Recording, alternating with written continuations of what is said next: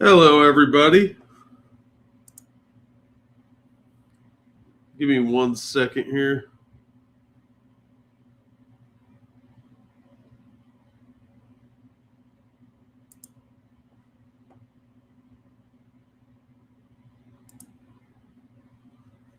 Having some technical issues over on Rumble, of course. Yep, Rumble's not working. That'll happen. Okay, what's going on, everybody? Retro, you've had a heck of a day. Sorry to hear all that, man. But thank you very much for the very generous tip. Said, can't sleep, clowns will eat me. Yeah, I've had that problem too. That's why I don't sleep. Hey, Dark Sings, how you doing, man? Hey, Shady, Cannibal, Otho, Frosted. You were told wrong, buddy. I think Jack should fire Monk. Too many days off. I don't know what's going on with Monkey. I guess he's not feeling good. Hey, Axie, Starlight Misfit. What is sunshine? We don't have that in the UK much. Yeah, you guys have mostly rain. It's like when it doesn't rain and that gray crap in the sky is gone. Mr. Hugh, Double Fruit, Spud Gun, Demo Man, Stone to the Bone, nice. Captain Tripper, Blue Eye, Peter, Dixie Rose, how's it going? Who'd I miss? Rad, how's it going? Tina, Real Wade, I think I saw.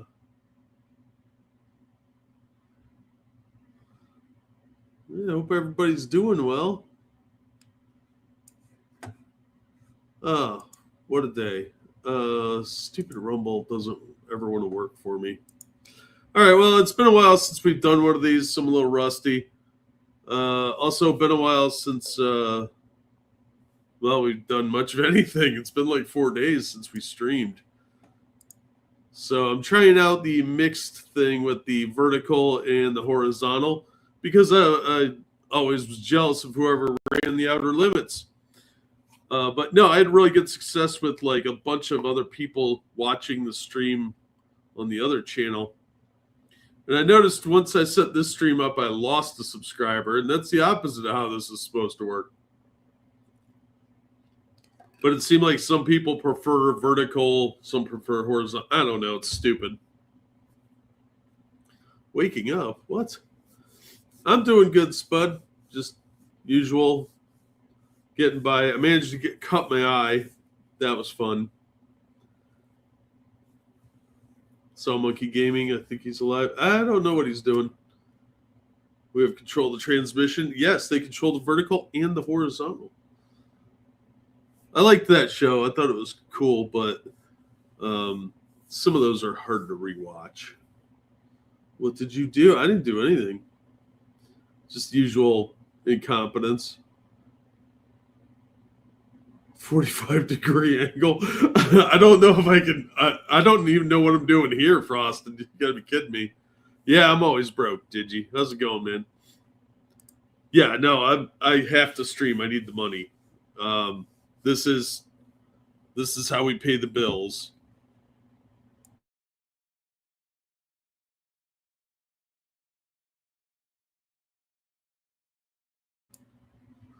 There's not a lot of work out my way, so this is how I'm gonna be paying the bills. So dropped a box on my head at work yesterday. Jeez. Hey Astro. He need to not do that, Blue. I'm pretty sure that's not OSHA approved. Oh, I didn't pin the Streamlabs link. Boy, I am out of practice at this.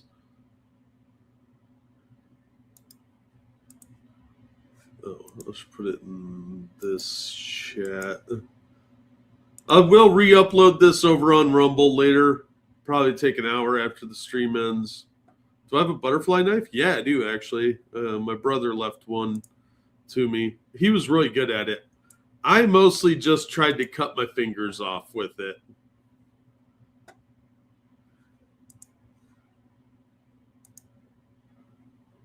Pin message.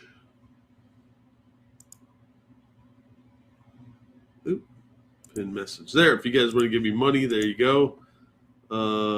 Like, share, subscribe, all that fun crap. All right, let's get into some news. It's been kind of a crazy day. I got to pull up one more article real quick that I just saw that I forgot to grab.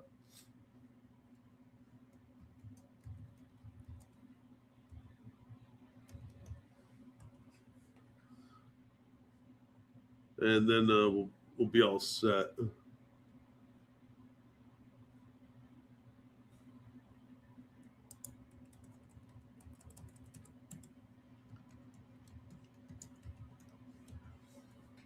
I can't spell. Yeah, it's going to be one of those days.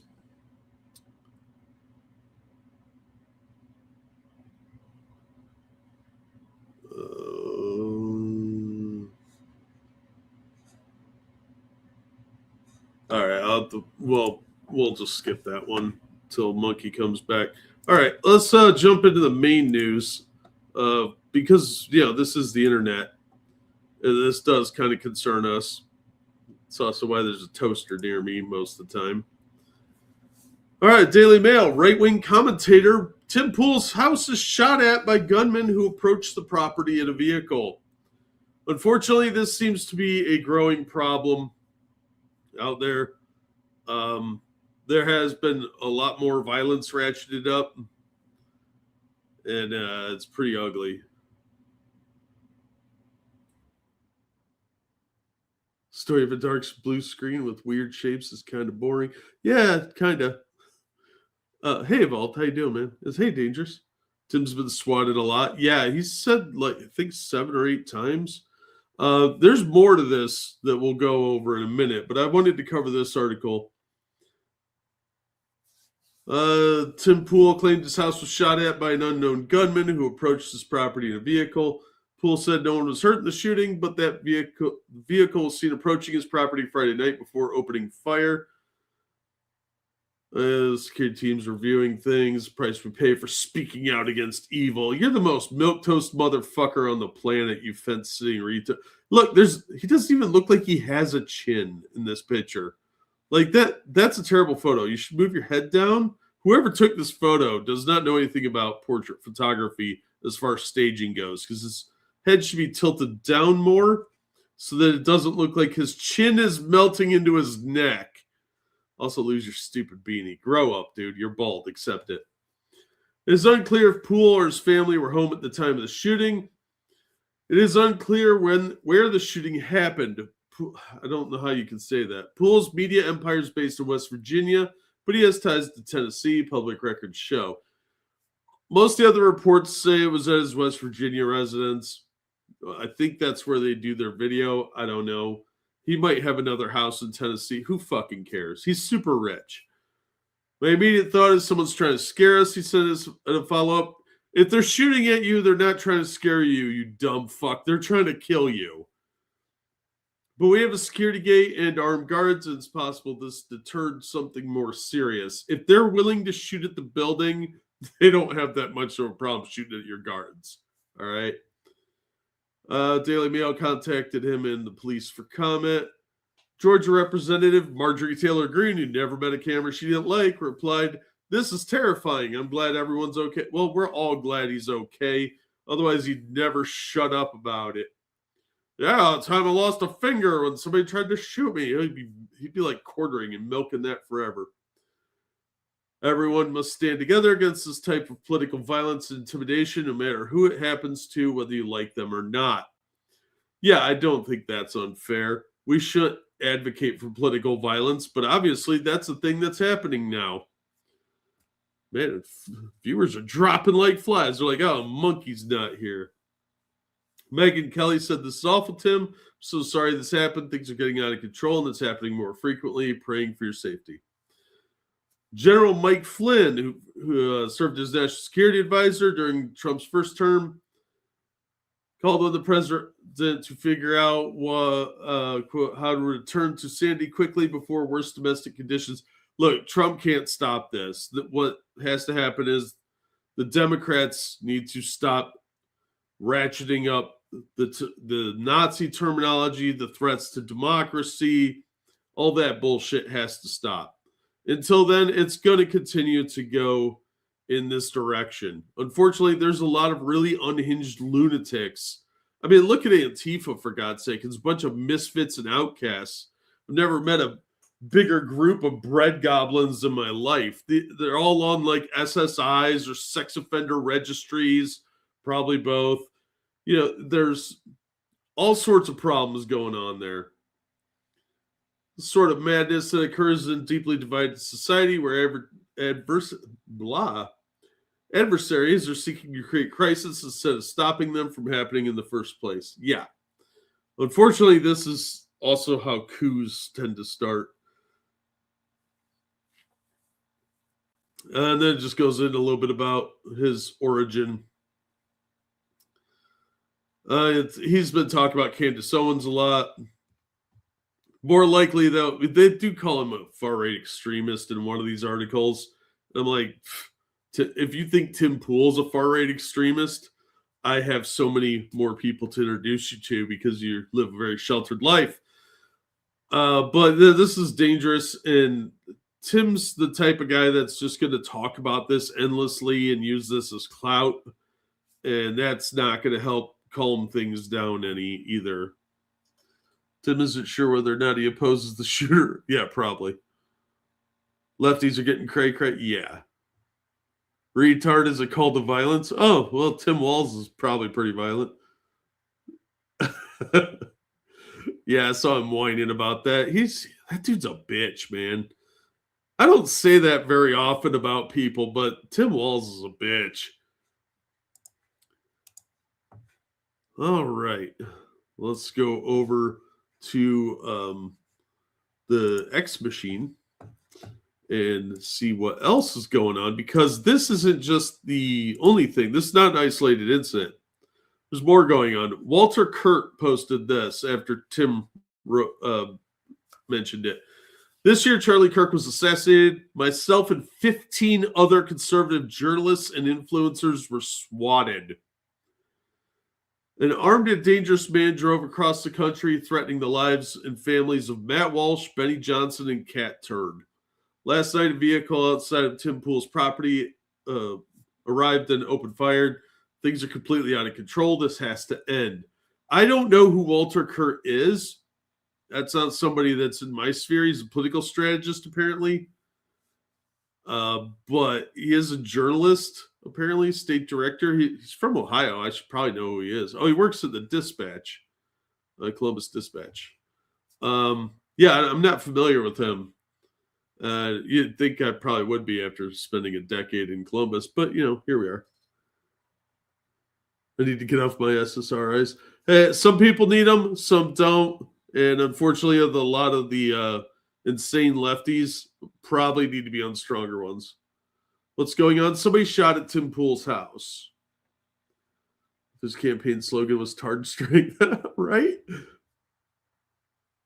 Oh my God, this is getting pretty third world. Yeah, this is getting really dangerous. What's up, Cracked? Hey, Tailfin.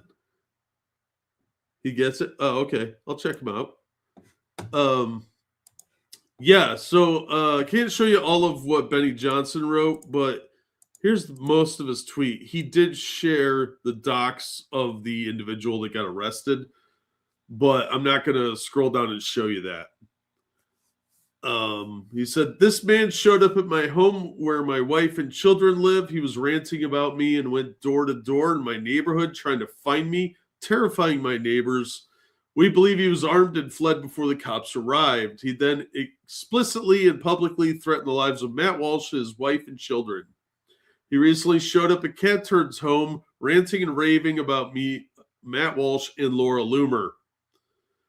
That's how you know he's crazy, because he's complaining about Laura Loomer. Laura's a joke. I'm sorry. She gets some things right occasionally, but she's kind of a crackpot. I mean, the Michelin Man made fun of her. "Thank you to the FBI and DOJ for investigating these threats and swiftly arresting stalker Andrew Ayer. He was clearly spiraling in a very dangerous way. I don't like to speak publicly about this kind of stuff because it involves my family and their security. I'm sick over it." Yeah, any good, responsible husband and boyfriend would, or father, anybody that's got somebody they care about in their life would be sick by this. Some psycho comes to your house, probably armed. You got to be a little worried about it. Wow, why are viewer numbers randomly shifting? Anyway, but I have an obligation to amplify this case as it is one of multiple ongoing criminal prosecutions for threats against my family. Over the past year, I've watched my president get shot in the head and my friend get assassinated. Things are spiraling wildly out of control. There are real-world consequences for psychotic rhetoric and lies amplified online. Enough. If you're threatening my family, expect me to fight back with full force. There's nothing I would do to protect my family. I will gladly die for them.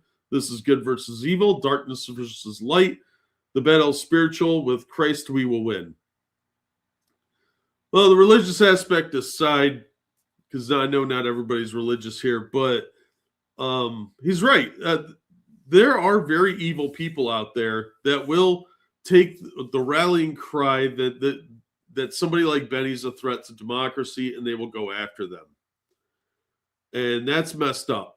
There are people that will hurt his wife and kids. Same with Tim Pool. I don't know if he's got a girlfriend, or I don't think he has any kids, but you're putting everybody around you in a degree of danger because some psychopath or idiot congressperson starts blathering on about you and saying how you're a threat to democracy and people calling you a fascist. And let's face it, a lot of these people are really unhinged, dangerous people. And a lot of them really are evil.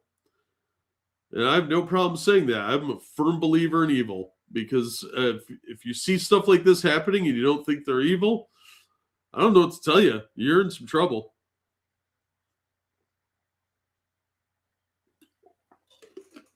Need to be able to sue them into poverty. Yeah. There needs to be consequences for this type of rallying cries to hurt others. They're constantly saying people are a threat to democracy or we're facing a fascist threat. We see how unhinged and gullible a lot of these dumb people are. That's why they were called useful idiots, because they're stupid. And they don't realize they're stupid. They think they're smart because maybe they're the smartest person in their friend group. There's phrases for that. We used to call them smart dumb people because they are dumb, but they're the smartest dumb person in their friend group. So you've got somebody that's borderline retarded leading a bunch of actual retards. You're still retard. Oh, Tim married his girlfriend this year. Oh, good for him. Yeah, that happened with a lot of people, Misfit. The killing of Charlie Kirk, I think, was a big turning point in the recent political history, whether anyone wants to really admit that or not, because it really showed that there are psychopaths out there that will hurt innocent people just for mere words, and they did it live. If that hadn't been live streamed and captured by so many videos, I don't think it would have had the impact it did. But this man was just sitting there talking, and he was murdered for it. And that is disgusting and totally unacceptable in any civilized society. But if they hadn't seen that, I think you wouldn't have quite the reaction that you did. A lot of people started to wake up at that point, and it really did draw a line in the sand. Bad people were encouraged, and good people were terrified. And a lot of people, they turned back to religion, and a lot of people became more extreme. I have to say, I was pretty shocked by that because, as far as I was concerned, Charlie Kirk was very milquetoast. He was very traditional conservative. He didn't say anything that would have been shocking when I was a teenager or even in college. That was not an extreme view to have. He was a Christian, and he was moderate conservative. But a lot of people apparently just can't handle that kind of perspective. They can't handle outside ideas outside of their little bubbles. And we're starting to see a lot of people that are more than willing to become the next Luigi Mangione or Taylor John, whatever his name is, the retard that shot Kirk. Any Northern conservative doesn't get what the stakes are now is never going to get it. They will, but it'll be too late. Especially all the lefty ranting and Candace Owens. I think Candace Owens is dangerously stupid. She might be doing a grift, but I think what she's doing is incredibly dangerous because you are stoking a lot of anger and resentment, often at the wrong people. She is muddling things up quite a bit. Oh, thank you very much, Spud Gun, for the very generous donation. Having a few of the King Sterlings for Christmas. Oh, thanks. I really appreciate that. That will help quite a bit, actually. Pretty sure Owens is a plant. I think she's a useful idiot of her own.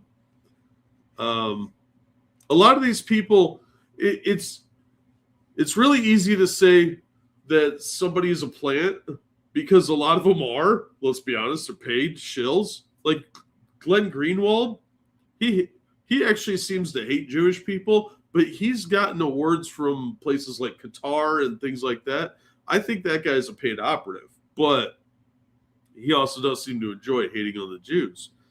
But there are a lot of people that seem to be just ignorant and they don't want to escape their bubble. So they don't have to be bribed to do it. And I think Candace is one of those. I think she's just somebody that is an opportunist trying to make money. Fuentes is kind of in that camp too. I don't think he's a paid plant. I think he's just an idiot. And he's somebody that is useful to a lot of groups, but he doesn't need to be affiliated with them. They just kind of feed him information or steer him in a direction.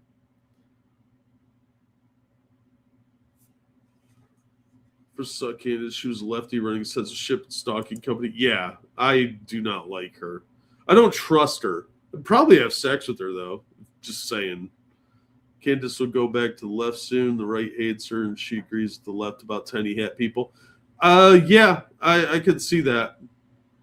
I had a lot of caffeine today, to warn you, so I'm a little jittery and like amped up. My new coworker said she used to like Candace and told her my opinion. She didn't know her past. Most people don't. Social Autopsy has been kind of memory hold. They cleaned up her image a lot when she went over to Daily Wire. Am I a liberal or a conservative? I'm definitely more a conservative, not a liberal. There are some liberal stances that I mostly just don't care about. But, like, I don't give a damn about the gays. I really don't care. I have so many bigger things to worry about. Pride March is a different story, but gays in general, I don't care about. So I guess that would be a liberal stance. Because I have gay friends, don't care. They don't talk their liberal bullshit to me. I don't talk my conservative bullshit to them. Because we're not going to agree. So we get along just fine that way. We mostly talk about comic books, to be fair. Put money on Tucker being paid out by Islamic backers. That would not surprise me at all. I think Tucker is smarter than he's acting. For your right wing, everyone in Fuentes' circle is someone you should avoid like the plague. Yeah, he loves Stalin, dude. He's not even a right winger. A very, very low bar. You and me both, Vault. Consider myself half conservative, half libertarian. Yeah, I'm mostly just angry all the time. Don't stick your dick in crazy. You're not my mom. If you knew where this has been. Anyway, let's talk about other stupidity going on, because aside from the escalation of violence, and you'll notice that a lot of the mainstream media is not going to talk about stuff, especially that happened to Benny Johnson or Cat Turd or Matt Walsh. They'll cover Tim Pool because he's stupid. So he's kind of useful to them in many regards because he can be duped. And I don't say that lightly. I mean, I just think he's kind of a rube. So he's like that. He's like kind of the slow kid in your friend group, you know? You don't hate him, but you're kind of like, man, why are you like you are? Minneapolis police chief warns officers they'll be fired if they do not stop ICE's unlawful force. This is going to get somebody killed. Because either a police officer is going to get killed or a federal agent is going to get killed because somebody's going to accidentally get trigger happy. Whether it's an incompetent training problem or some hothead gets their ego flexed. When I worked in the prison, which I did for a short time, I worked in a juvenile prison. I don't talk about this much because it's not a happy experience. We used to have a phrase called tombstone courage. Because there was always one asshole that would walk into a room, usually hike their pants up and go, all right, everybody, I'm in charge around here. And that's how you're going to get stabbed because nobody likes that guy. That's the person that won't call for help when something's escalating because they think they can have it under control. They think everybody's going to listen to them and they don't think anybody would dare attack them.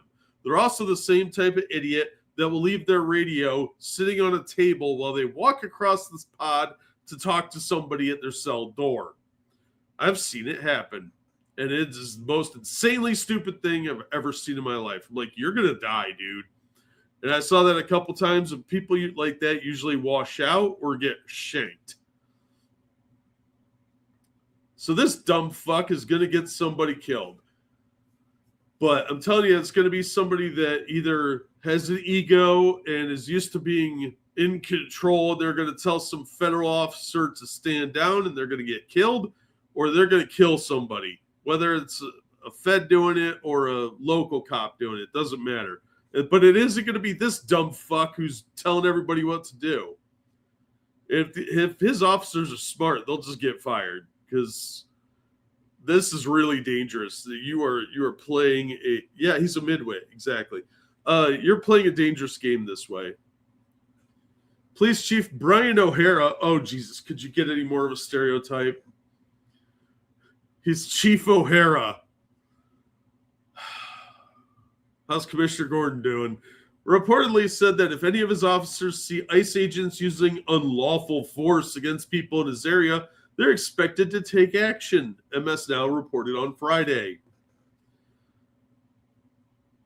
When asked how his officers were expected to respond to excessive force from the federal agents, the outlet quoted O'Hara as saying, if unlawful force is being used by any enforcement officer against any person in this city and one of our officers is there, absolutely I expect them to intervene or they'll be fired.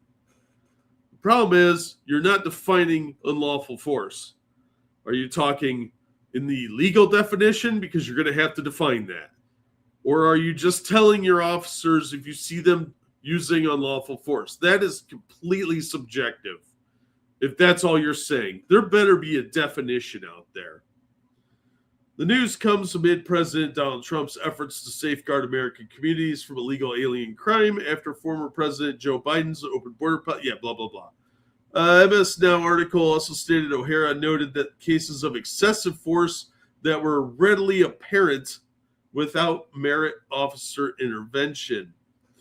Yeah, see that I watched a lot of these same videos that he's referring to because there's been a lot of ICE activity lately, and he's full of shit. Their vehicles are getting swarmed. There's an organized effort to try and de-arrest illegal immigrants that has been escalating, and a lot of local officers are not helping them. So, of course, things are escalating to a violent level.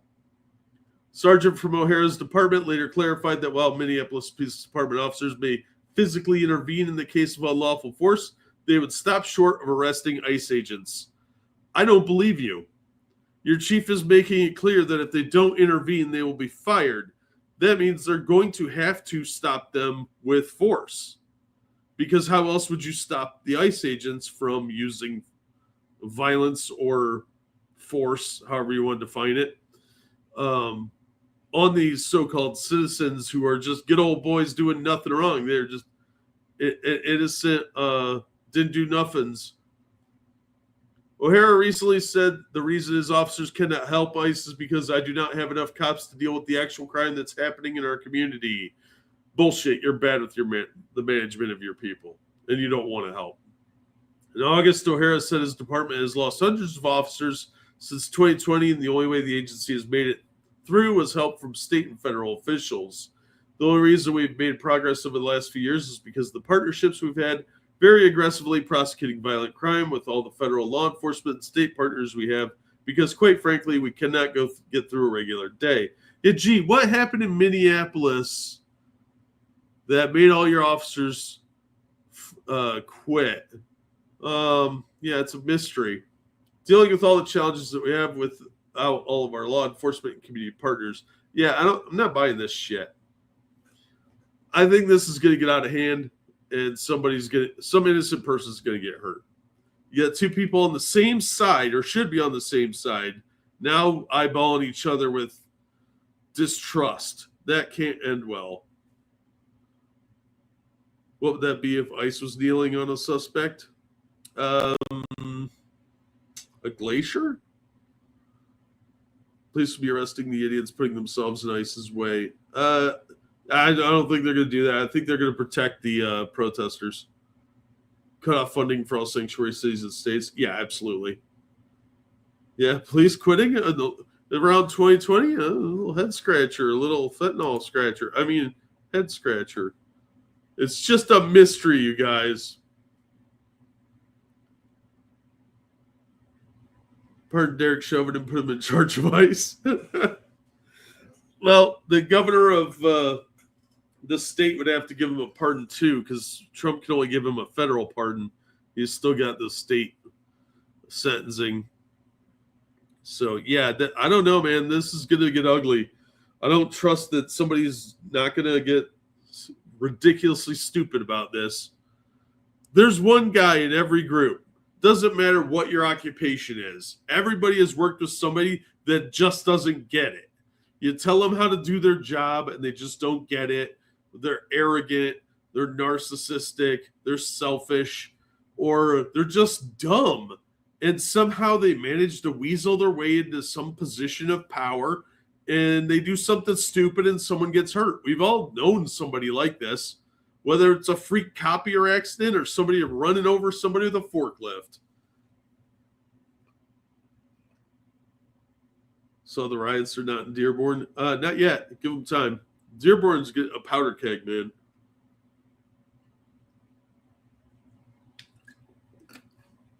They start hitting the Somali community with actual deportations en masse. They're going to riot. It's a very tribal mentality in Somalia because you have a lot of like regional warlord types. Much like Afghanistan, there's not a cohesive government, really. Like the Taliban's in charge in Afghanistan right now, but it's still regional warlords running things. And Somalia's got a paper tiger of a government. And they've had that since I was a kid. I mean, since Black Hawk Down, when we intervened in Mogadishu. It's not gotten any better. It's actually devolved quite a bit since we pulled out. Time to move them all out. Yeah, we need to deport people a lot faster. Freak copier accident. I sent you those pictures private. What the fuck? I didn't name you. I'm just saying. Yeah, they need to do deportations a lot faster. This is getting ridiculous. I mean, they're blasting the call to prayer for the Muslims and whining at the same time about church bells. No, that's not how this is going to work. There are riots in Dearborn, and cops didn't see any violence involving counter-protester injuries. Wow. I didn't know there were riots going on. Wink, wink. Too many pirates spoil the town. Yeah, look, they get a foothold, and Islam is notorious for this. They move into an area, create a little enclave, and then slowly grow their influence out. And they usually do it by outbreeding the locals.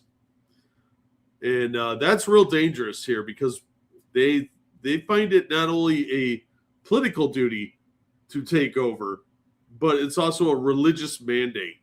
And religious zealots are very, very dangerous. And Islam is a warlord religion. They absolutely will try and destroy anything in their path. So I expect that if we end up with terror attacks, it's going to be out of the usual places. Wouldn't be surprised if the Somali community starts acting up now, but you're going to start seeing it coming out of Dearborn, that town in Virginia where they have a big foothold of Islam. It's going to get ugly. I believe Pope figured out what's new in Islam takes place over 1,000 years ago. Yeah. The true history of the Crusades is very enlightening, because if you actually go back and look, when they attacked the Byzantines, that's where everybody was like, nope, too far. That was when it was time to go liberate the Holy Land, because that was the line too far. And then, of course, everybody's like, oh, but Islam preserved all this stuff, all these sacred texts. Yeah, because they killed the Byzantines and stole it from them. I want to see Dearborn Christmas Market. Ooh, it looked very German in its damage. Islamic doctrine says that any land that can be seen from a mosque is Islamic land. Yep, that's why they put the what's the name of that temple on the ruins of Solomon's temple. I learned the other day that the Black Hawk Down, they were delivering aid to alleviate the famine. Yep. Little remembered fact, that was a mercy mission and they dismembered him. Yeah, Temple Mount. Thank you. My brain stopped working like 10 years ago. Yeah, I do think that we're going to have some real problems down the line.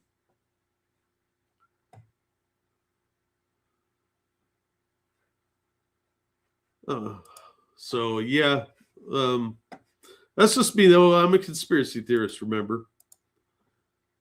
What do I know? I'm just some asshole on the internet. But what I do know is there was a magnitude 7 earthquake hit remote wilderness along Alaska-Canada border. We should just annex that strip of land that comes down from Atlanta or Alaska and annex Vancouver. What's Canada going to do? I mean, seriously, it's Canada. What are you going to do about it, Canada? We're just like, we're going to annex this and it's going to be ours. Then we could just drive to Alaska without crossing borders. A powerful magnitude 7 earthquake struck in a remote area near the border between Alaska and the Canadian territory of Yukon on Saturday. There was no tsunami warning, and officials said there's no immediate report of damage or injury. U.S. Geological Survey said struck about 230 miles northwest of Juneau and 155 miles west of Whitehorse, Yukon. Population 10. In Whitehorse, a Royal Canadian Mounted Police Sergeant Callista McLeod said the detachment received 2 911 calls about the earthquake. Half the town called in. It was definitely felt. Oh, fuck off. McLeod said there are a lot of people on social media. People felt it. Allison Bird, seismologist with Natural Resources Canada, said part of Yukon most affected by the Temblor is mountainous and has few people.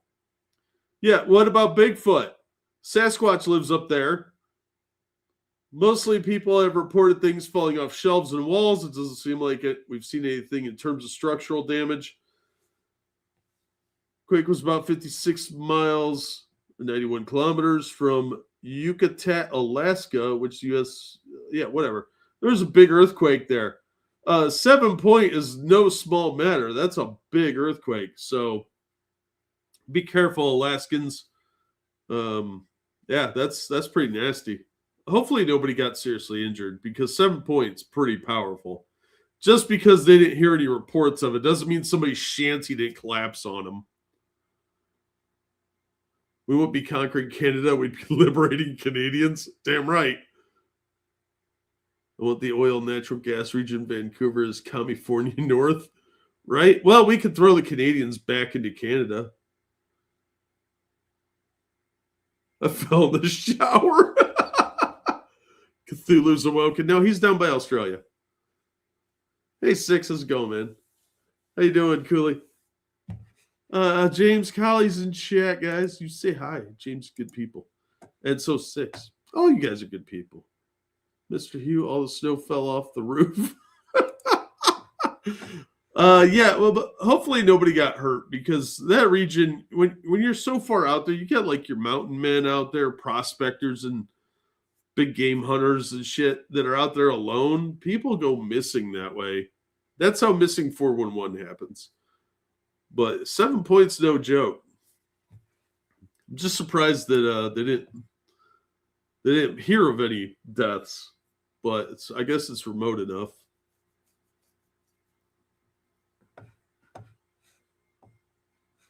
Why is this? Oh, I hate these autoplays. All right, let's talk about the illegals again.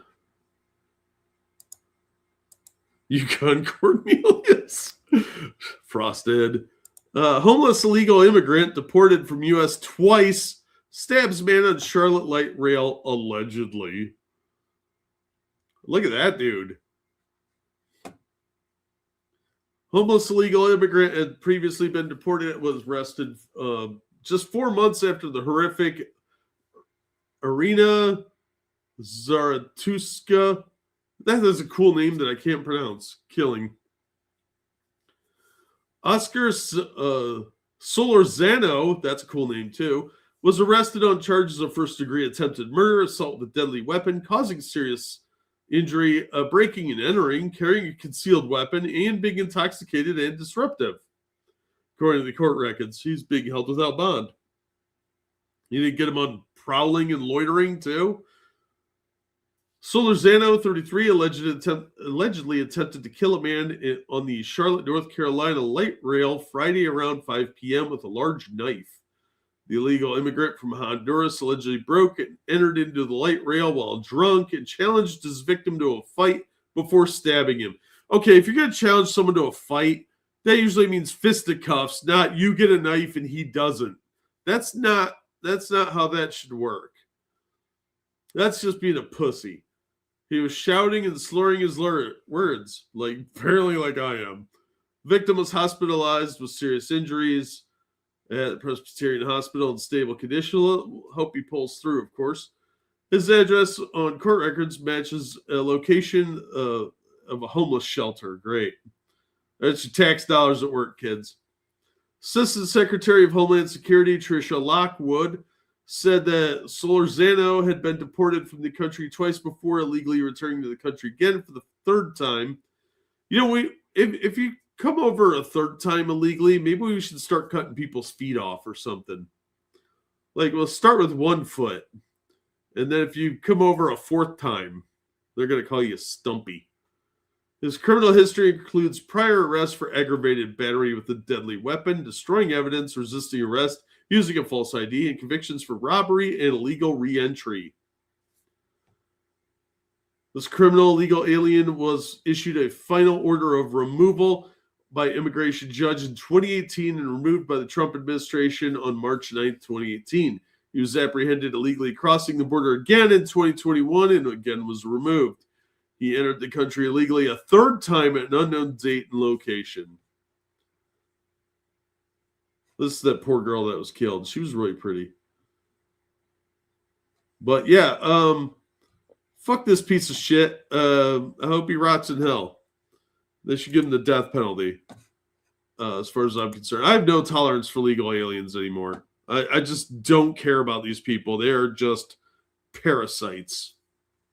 If you enter illegally, instant lifetime ban. It has to be a disincentive. Oh yeah, absolutely. The article I was looking for was there's talk that ICE is going to try and fine people like $5,000 for staying illegally, and I think they should. But what we should do is find out their country of origin and deduct it from any remittances going back. So if they're a Mexican national and we caught them, we charge Mexico $5,000, and we'll do it out of the Western Union money transfers that go down there, because that's a third of their income, legal income. We should start branding criminals again. I'm not opposed.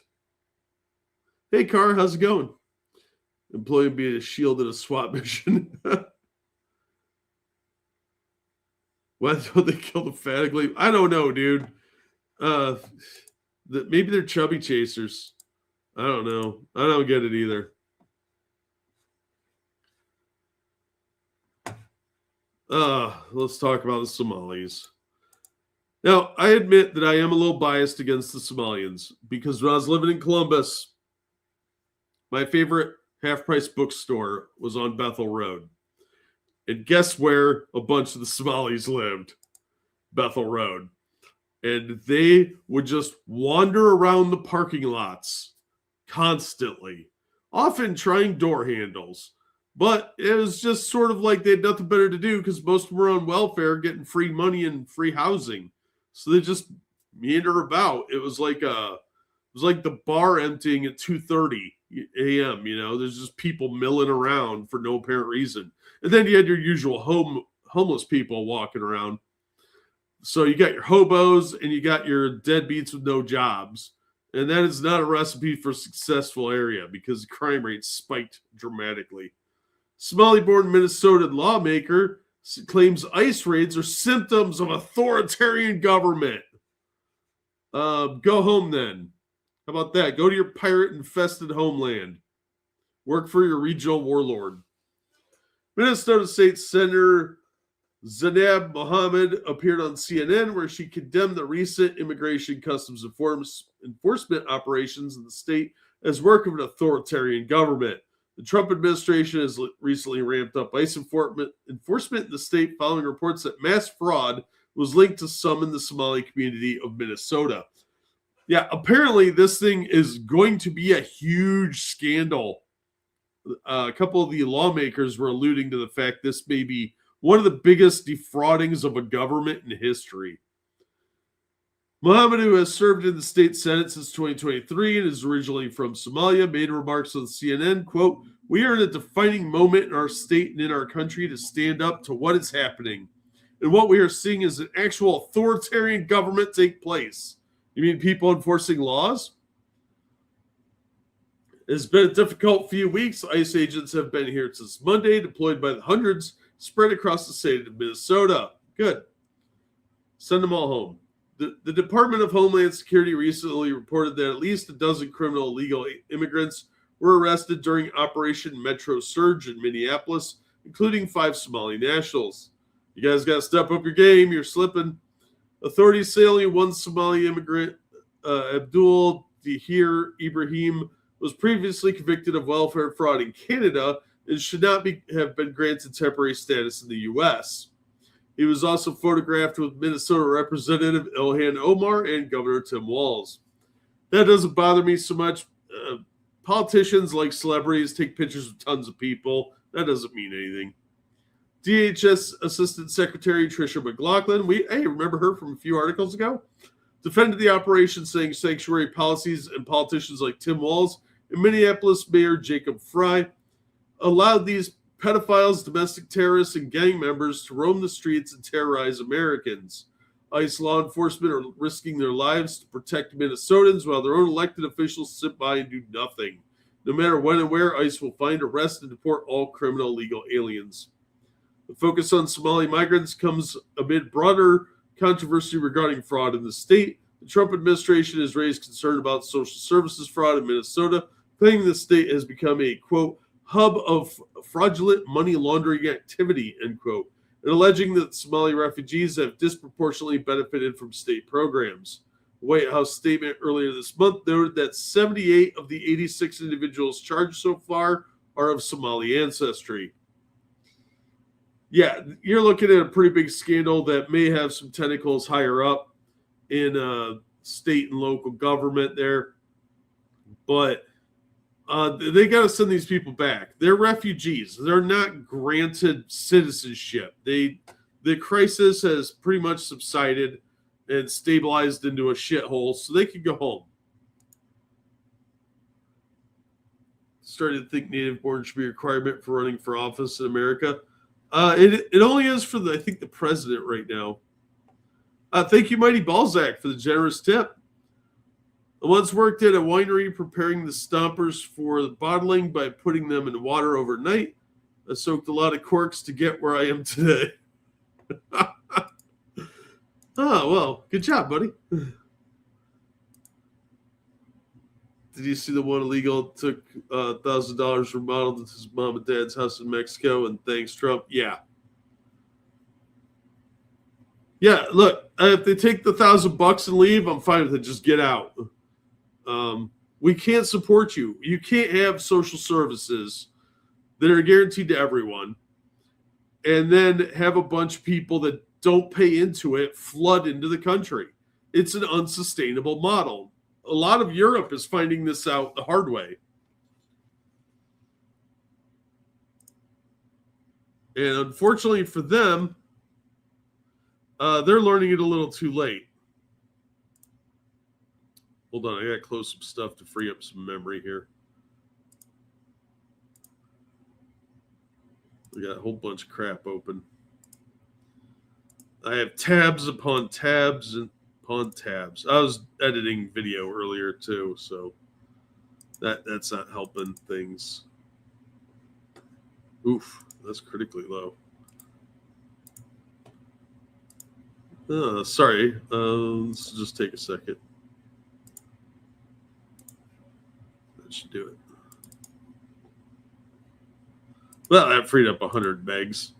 That should be fine. If it crashes, it crashes. It just wasn't meant to be. Saw a chick claim refugee status from Peru because she's a lesbian and Peru routinely has gay pride parades. Yeah, we funded a bunch of that crap. It's ridiculous. Just the parasitical leeching. Our system is way too giving. We are a very generous country, whether anyone likes to admit that or not. We really are. And we need to kind of reel that back while we get our own house order.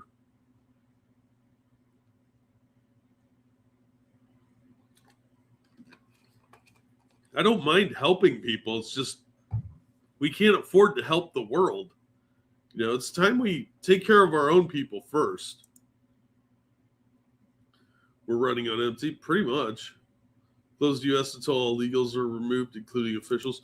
What we need to be doing is start going after the people that are protecting the illegals, whether they're government officials with these asinine sanctuary policies, or the employers, or the people renting to them that know they're illegal. They need to start going after those people for aiding and abetting. Until they do, it's not going to change. The incentive will always be there.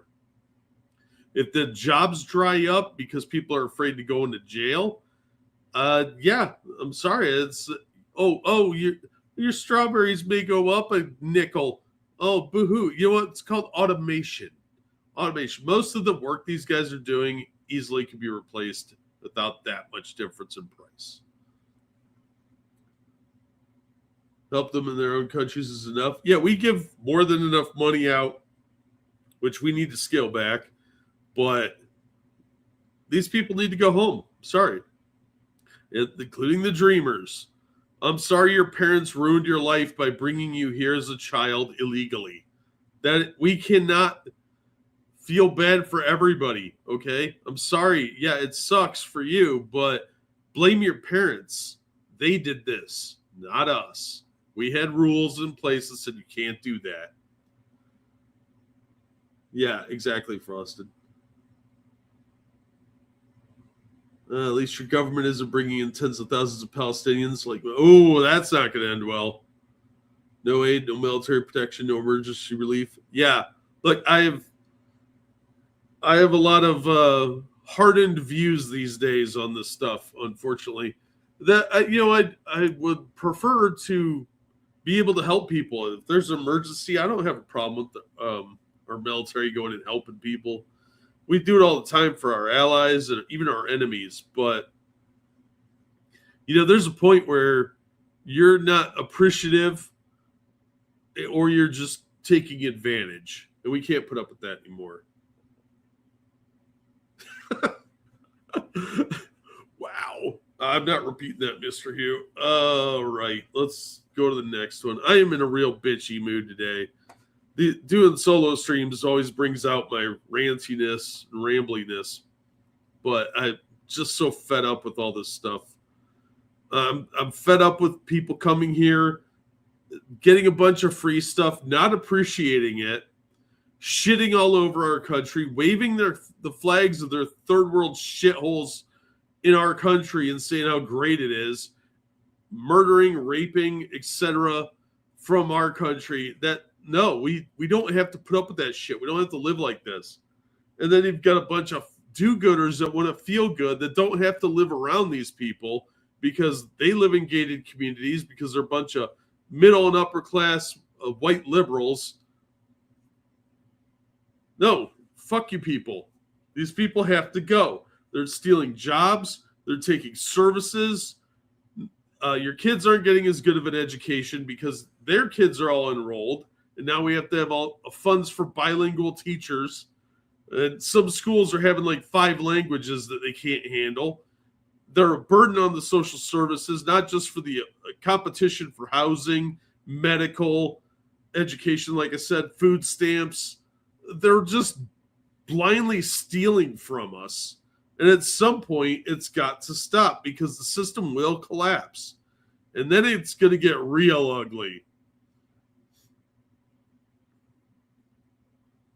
We need to stop paying taxes until the government does its job. They're looking, you got to remember, most of the liberals run a lot of these government agencies, and they are looking for reason to throw us all in jail because they would rather replace people with third worlders because third worlders are used to being told what to do. They will be more compliant. They're used to living in a shithole. They will ride this till the wheels come off and hang around afterward because even though the free stuff ends, they're used to being completely destitute.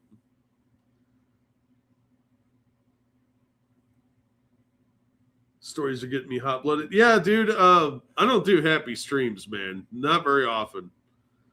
I'm going to try to do some. I really am, but it's not very often that it happens. I'm usually angry by the news. Put prisoners there with no amenities, have to hand pump water wells, grow your own food, and attempt to get out machine gun nests. Dare to dream, dude. They used to call that their homeland, though. They're being voted into government to shit on the U.S. Yeah, that you're seeing that in places like Dearborn. That's why they have the call to prayer. They basically run Dearborn. They have a mayor that's a Muslim. They have a police chief that's a Muslim. Their police badges are in Arabic script as well as English. Violent illegals will look the other way, but tax dodgers, you get the share? Yep. The system is set up to protect the lowest common denominator. Did you hear about Netflix buying Warner Brothers for $87 billion? Yes, I did. I think that sucks because as a comic book fan, it means DC's going to continue to pump out dog shit. And we're going to get more woke movies. And there's rumor going around. I don't know who the source on it that is, but I don't know how reliable. But they're only going to release movies in the theater for 2 weeks, and then it'll be on their streaming services. So that's going to be crap. Hey, Zan. They actively violate their own laws with those calls to prayer? Yep. They don't care, though, Evolve. That's the thing. You got to remember that in Islam, there's a 2-tier system. Because it's not just religion, it's political, too. There's Muslims, and then there's the others, the dirty, dirty others. So by their thinking, the citizens are the Islamic people. The others are not citizens. They're just creatures that should pay taxes. It's not like DC was producing good content anyway. They were starting to kind of turn it around, but this is the death knell for a lot of comic companies. Death of movie theaters. Yeah, I love movie theaters. I don't like people talking through them, but I usually go during non-peak times. I'm going to miss them. But movie theaters will end up being very niche. It's gonna be more underground, I think, more rare than it is now. See a combo in movie theaters and on streaming. You'll probably will see that actually. The new Superman was good. I haven't seen it yet. DC was death spiraling since Man of Steel. Yeah, well, the movies were. The comics, a lot of that has been going slow death since Civil War, I would say. That really kicked a lot of this bullshit off. So I blame Mark Miller and Brian Michael Bendis for quite a lot of it. Last movie I saw in the theater was Return of the King. Wow. I think the last one I saw was Deadpool Wolverine. Yeah, COVID really hurt the theaters, which sucked because that's when I wanted to go to the theater because I knew nobody would go because everybody's a bunch of cowards of the sniffles. So I wanted to go to the theater and they were all freaking closed. Stupid nonsense. Stupid authoritarian bullshit. I've gotten so much more angry in the last 5 years than I think I ever have before because COVID really kind of pissed me off. Stupid China. All right, Daily Mail again. Death in the desert. Cryptocurrency fraudster and his wife flaunted their private jet Dubai lifestyle only to be kidnapped by Russian crooks who made them watch each other's torture and execution. Don't cross the Russians or the Chechens or the Serbians or any Eastern Bloc country. Don't piss those people off. They're hardened. You don't flaunt your wealth, okay? If you're rich, hire some trusted security company, but do not flaunt your wealth and don't be a bitch to the people around you because if you're an asshole, somebody's definitely going to try and kill you or kidnap you. They were the glittering couple of Dubai's high-flying crypto elite. I hate that sentence, crypto elite. Ugh. A handsome, sharply dressed pair who flaunted private jets, fast cars, and connections to the world's tech titans. But when Roman Novak, 38, why does that sound like a name from a soap opera? Roman Novak, billionaire. And his glamorous wife, Anna, 37, climbed into a car bound for the luxurious mountain resort of Hatta on October 2nd.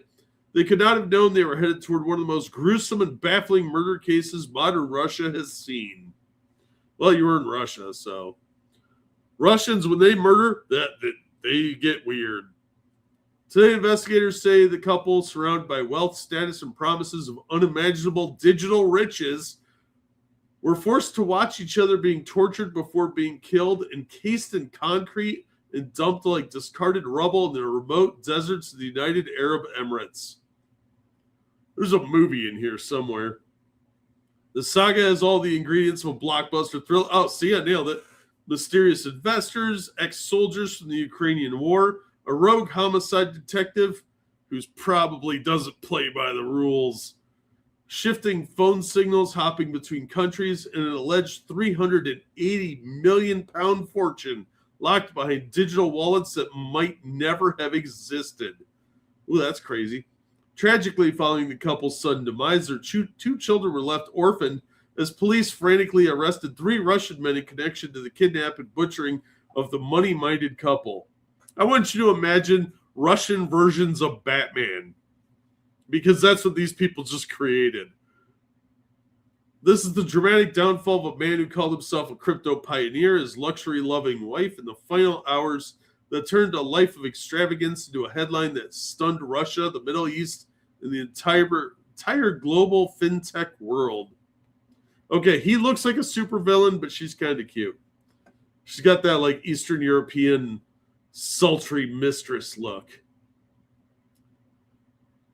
This is a long one, so buckle in. If you get bored, let me know. It sounds like the plot of an Eli Roth movie.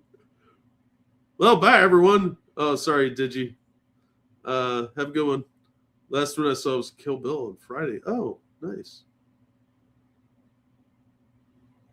I don't know how Dubai works. It's very complicated looking place. Interior decorated, killed 15 Czechoslovakians. Ooh. To outsiders, Novak and his wife Anna looked like royalty in the lawless frontier of crypto wealth. Novak had founded Fintopio, a sleek platform promising lightning-fast crypto transfers and partnerships with world-class tech companies. Never heard of it. He boasted of knowing Pavel Durov, the billionaire founder of Telegram, and circulated among wealthy investors from China, Russia, and the Middle East. But even before his and Anna's disappearance, cracks were forming beneath the polished facade. Russian media had already linked him to multiple fraud cases, including one costing partners over 7 million rubles, about 68,000 pounds for you Brits. And he had been sentenced in 2020 to 6 years in a penal colony for large-scale financial deceit. Upon release on parole, he bolted straight to the Emirates, where crypto entrepreneurs mixed freely with oligarchs, money launderers, venture capitalists, and dreamers hoping to strike gold in the digital age.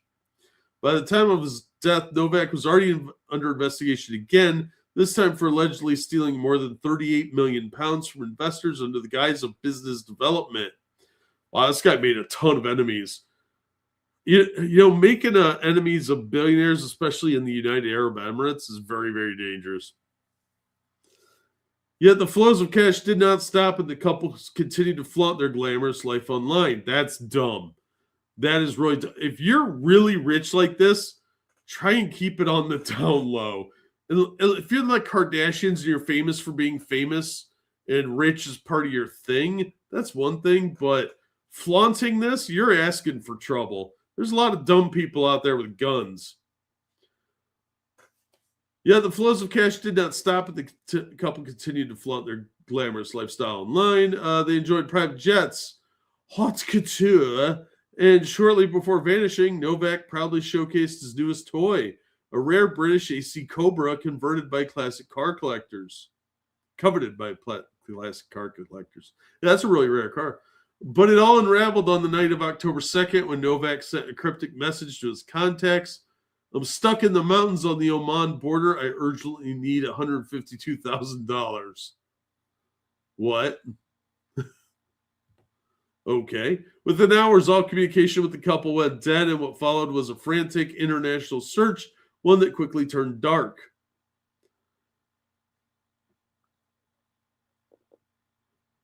The last journey. According to investors, the couple's personal driver took them toward Hatta, the idyllic mountain enclave about 80 miles from Dubai. But upon reaching a parking area near a lake, Novak and Anna transferred into another vehicle, supposedly sent by investors eager to discuss business opportunities. Yeah, if somebody's like, I want you to switch vehicles into this one that we're sending you, they're kidnapping you 90% of the time. Those investors, detectives now say, were their killers. See? Almost immediately, like, doesn't anybody watch movies anymore? Almost immediately after Novak's desperate message was sent, the signals from the couple's phones began behaving strangely, bouncing between Hatta, the Oman border, and later absurdly appearing near Cape Town, South Africa, before finally going silent on October 4th. Authorities now believe the phones were deliberately turned on in various countries to sow confusion, a crude but effective tactic aimed at delaying the discovery of the true crime scene. Yeah, clearly it worked. Behind the scenes, the couple's families were becoming frantic, and his father and stepmother rushed to Dubai, collecting the two young children the couple had left orphaned. Well, they left their kids behind. That's weird. Like, was there a nanny, I hope, or these kids kind of fended for themselves?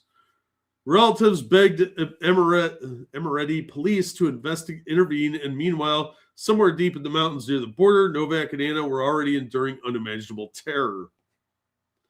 Russian investigators have now painted a chilling portrait of what happened after the couple entered the villa in Hatta. There, according to a source speaking to Russian newspaper, something I really can't pronounce, Pravda, the kidnappers attempted to extract access codes to Novak's cryptocurrency wallets they believed held hundreds of millions of pounds. What happened next is almost too horrific to comprehend. The kidnappers forced the couple to watch each other being tortured in a bid to gain the codes, Russian investigators said. Novak eventually provided access, but when the killers checked the wallet, they allegedly found nothing. Novak didn't resist, but there's no cryptocurrency left. The wallet was empty. The pair failed to raise a ransom from elsewhere. Roman and Anna were killed and then dismembered. Emirati police found traces of Anna Novak's blood at the villa, blood in the rented car, a cache of knives near the crime scene, and one of the organizers' T-shirts left behind in haste. Well, they'll probably get DNA off that. Whether Novak had hidden the funds, spent them, or never possessed them in the first place remains unclear. But the reaction of the kidnappers sealed the couple's fate. Yeah, once they found an empty crypto wallet, these guys were as good as dead. When the codes yielded no riches, the attackers killed both Novak and Anna. Again, just watch some movies. These ransoms almost never end well. Early rumors claimed they were dismembered and stuffed into bags, but investigators later clarified the remains themselves were found intact, although concealed in an elaborate attempt to hide the bodies forever. The killers placed the couple's remains into thick, industrial-strength polythene bags. Then, in a move straight from a cartel handbook, they encased the bodies in concrete, presumably hoping the density would slow decomposition and eliminate DNA evidence. Not really. Concrete's porous, so the scent, the gases are going to surface, and dogs will be able to smell them, even on the water. Weird factoid I learned. I watched a lot of Forensic Files over the years. Just saying. To accelerate the process, solvents were believed to be used in another grim attempt to erase any trace of the crime. Finally, the concrete slabs containing the bodies were dragged out of the remote desert, a barren, almost lunar landscape stretching miles upon miles of sand, and buried. Weeks passed before the horrific discovery. It wasn't until November, the search team scouring a 500 by 500 meter area of desolate terrain finally uncovered the slabs. God, what a horrible job. You have to search the desert for dead people. Ugh. Who'd you piss off at the home office? Forensic specialists eventually confirmed that everyone had feared Novak and Anna had been found dead. Discovery would ignite one of the most complex cross-border investigations Russia has conducted in years. I'm really not shocked. This is a shitty tattoo, lady. I'm sorry. I'm really not surprised that the Russians were handling this because I think at least one of she was a Russian citizen, so they probably just let the Russians take the lead, and they're going to have more experience dealing with this kind of homicide. Because if you disappear in Dubai, nobody's looking for you unless you're stupid rich like this. As the investigation deepened, a chilling cast of suspects emerged. 3 Russian nationals, Konstantin Shakat, 53, a former homicide investigator turned drug smuggler, and 2 former soldiers who had fought for Russia in the war in Ukraine, Yuri Sharipov, 46, and Vladimir Dalikin, 45, were arrested after returning to Russia from Dubai. According to reports, these men had traveled to Dubai posing as wealthy investors eager to finance Novak's growing empire. But said they orchestrated the couple's abduction.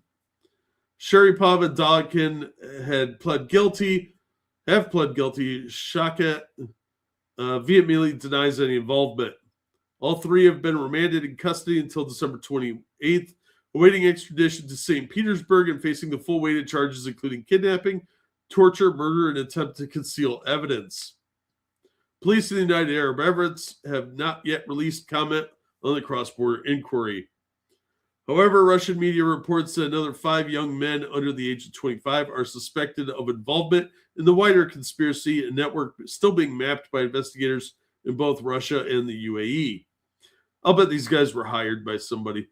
Russian investigator Svetlana Petrenko, that's the most Russian name out there, isn't it? Said the investigation established that the killers had accomplices who helped organize the abduction. They rented cars, had premises where the 2 victims were held by force. After the murder, the perpetrators disposed of the knives and the victims' personal belongings, leaving them in different emirates.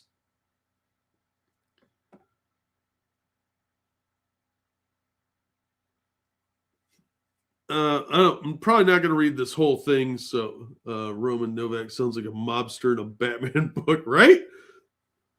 Thermite or other chemical reactions will get rid of DNA high temps. Yeah, you just burn the bodies.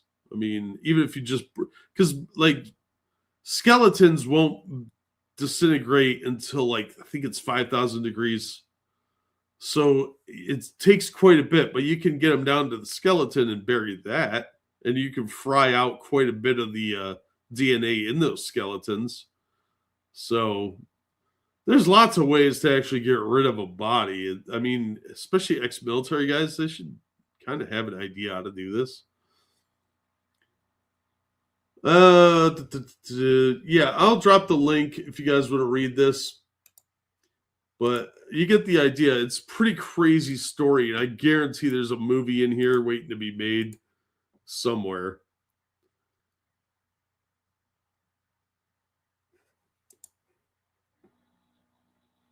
So yeah, if you get a chance to check that out, I highly recommend it. It's a fascinating story. I only saw about like the concise version of it. That's why I wanted to read this on stream. But it's possible the guy was just running like a Ponzi scheme and there wasn't any actual money. He was just living the lifestyle to give people the impression that he had money, but he never actually had it.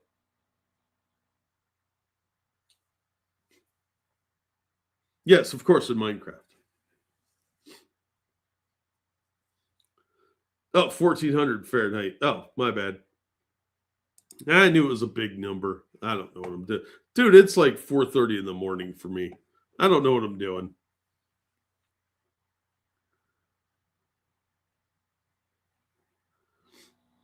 All right, let's talk about AI. Oh, yeah, it's the hour mark. Like, share, subscribe if you haven't. I will post this afterwards on Rumble where it will stay up, and this will go unlisted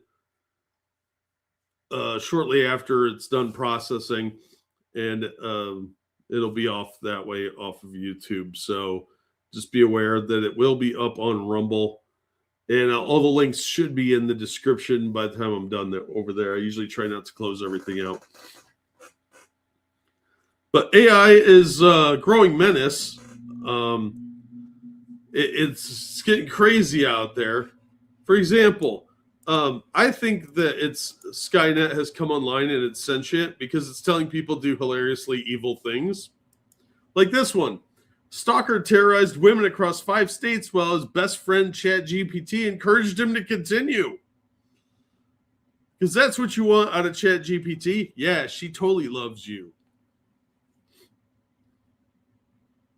Federal prosecutors allege that Brett Michael Dadig, a Pittsburgh man who violently stalked at least 11 women. How do you violently stalk someone? Do you like sneak up to like stalk? At least 11 women across more than 5 states using ChatGPT as a therapist and best friend who encouraged him to continue terrorizing his victims. The New York Post reports that according to a federal indictment filed this week in Pittsburgh federal court, Brett Michael Dadig, a 31-year-old social media influencer, there's your problem right there, who referred to himself as God's assassin and threatened to strangle people with his bare hands, faces decades in prison after being charged with several counts of interstate stalking and making threats. This guy sounds stable. The indictment reveals a disturbing pattern of harassment, including explicit physical threats, violations of court orders, and the use of AI tools to justify his conduct.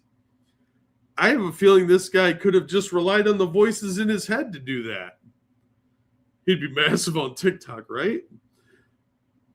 Prosecutors allege that Dadig told federal authorities that ChatGPT encouraged him to continue his social media posts, advising him to ignore the haters who were actually sharpening him and helping him build a voice that can't be ignored. Does this sound a lot like, like the dog told me to kill people kind of thing? Like, one of these days it's going to be the refrigerator told me to do it, Dadig reportedly viewed ChatGPT's response as conversation of God's plan for him to build a platform and, quote, stand out most when people water themselves down, end quote. Oh, he's got a Nick Fuentes complex. Breitbart News previously reported on the tendency of AI chatbots to feed into disturbing fantasies and mental illness, popularly known as ChatGPT-induced psychosis.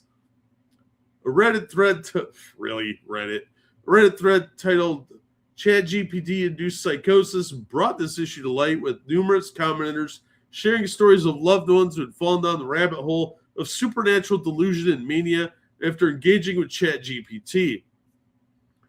100 years ago, when people had parasocial relationships like this with objects, it was the step toward demonic possession. And I'm pretty sure that if demons are real, and I do believe that evil exists in whatever form, they're probably influencing this. If there's such a thing as demons, this sounds demonic.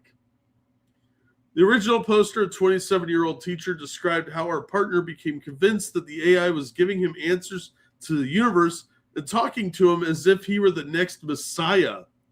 Others shared similar experiences of partners, spouses, and family members who had come to believe they were chosen for sacred missions or had conjured true sentience from the software. There was a guy recently that thought he had created a new form of mathematics. I mean, there's gullible people out there, but some of these people are just kind of like on the low end of normal. Like, they're kind of dumb, but they're very easily convinced of stuff, I suppose. Hey, Robert, how you doing? Ghost of the Machine. I know you're a real evil one. Experts suggest that individuals with pre-existing tendencies towards psychological issues, such as grandiose delusions, may be particularly vulnerable to this phenomenon. I think you're going to see the gang stalking crowd picking this up and ChatGPT encouraging their delusions. Just wait. And somebody's going to get killed, of course. Because if they're on the border, especially with schizophrenics, they can easily be driven to violence. If you've ever been around meth heads that believe in the tree people, because they think there's people in trees with knives, they always are in trees with knives for some reason, which is a very impractical weapon from a tree. You want like a bow and arrow or a crossbow or a firearm. That's a much better weapon to have in a tree. But tree people, that's a real phenomenon with meth heads. And I can see a lot of people with drug-induced psychosis or various delusions that are already kind of like a germ, because a lot of this stuff kind of happens in your 20s anyway, and look how many young people are on talking to various AI now, and what if they get in early, it can really explode their psychosis into dangerous areas. As experts suggest that individuals with pre-existing conditions towards psychological issues, such as grandiose delusions, may be particularly vulnerable to this phenomenon. The always-on human-level conversational abilities of AI chatbots can serve as an echo chamber for these delusions, reinforcing and amplifying them. The problem is exacerbated by influencers and content creators who exploit this trend, drawing viewers into similar fantasy worlds through their interaction with AI on social media platforms. I'd say it's actually worse than that, because we've seen with gang stalking, they've formed groups, like support groups, because they have their delusion and they team up with somebody else because they found them through the internet, and they're able to feed each other's delusions. Well, now they don't need those other people, but now they can form both alliances, and you're looking at to the point where they could be worshiping this Chat GPT as like a god or a spiritual advisor of some kind that directs their group, or some cult leader is using it to direct their group as almost like an oracle. I think that's a very interesting concept that is very, very dangerous. Excuse me a second. I have to blow my nose. Don't read ahead. That's my job. I'm the newsreader.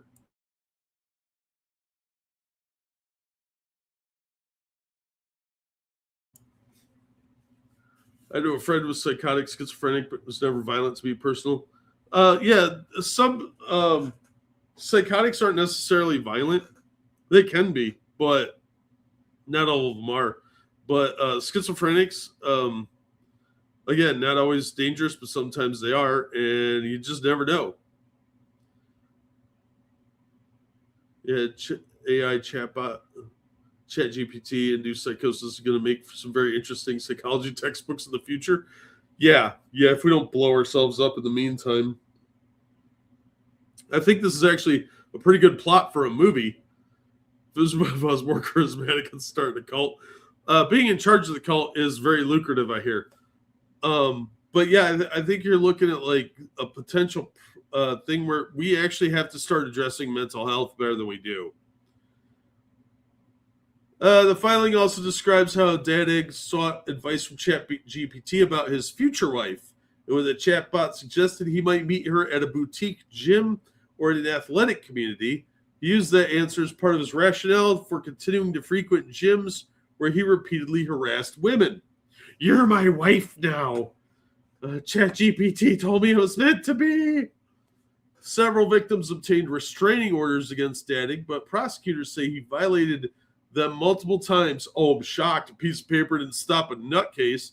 And even recorded podcasts proclaiming he had been falsely accused after being served.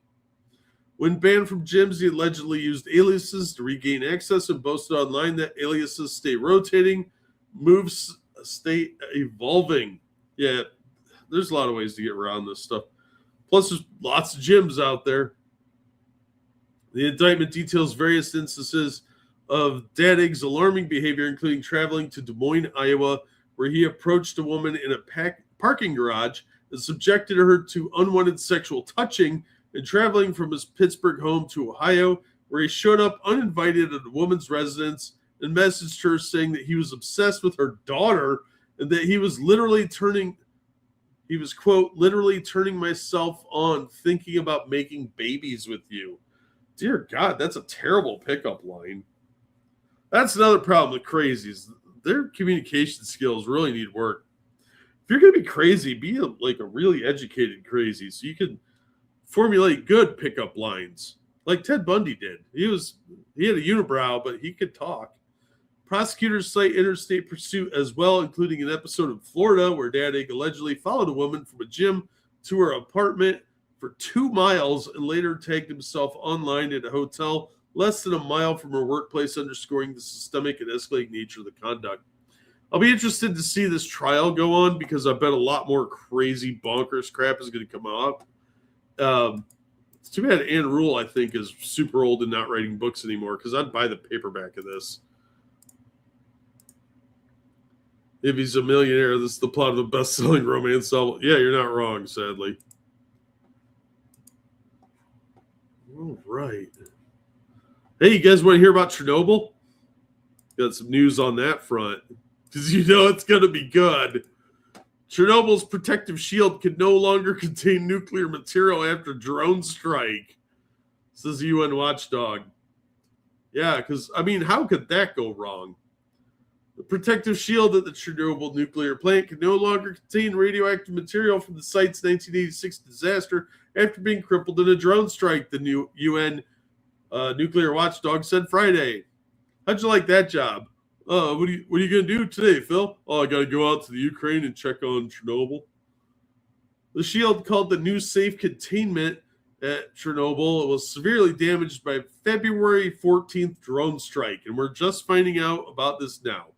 The International Atomic Energy Agency said in a statement, Ukraine accused Russia of carrying out the strike, which the Kremlin denied. Maybe it was Poland getting even with you, killing a couple of their people and trying to frame the Ruskies, you dickheads. The NSC has lost its primary safety functions, including the containment capability, the IAEA said. The massive $2.3 billion arch-shaped structure was built in 2019 to seal in radioactive material and seal out wind, snow, and rain over Chernobyl's number 4 reactor. Fucking autoplays.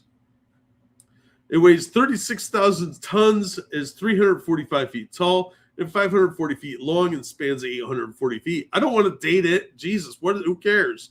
It was named one of the 50 most influential projects of the past 50 years by the Project Management Institute.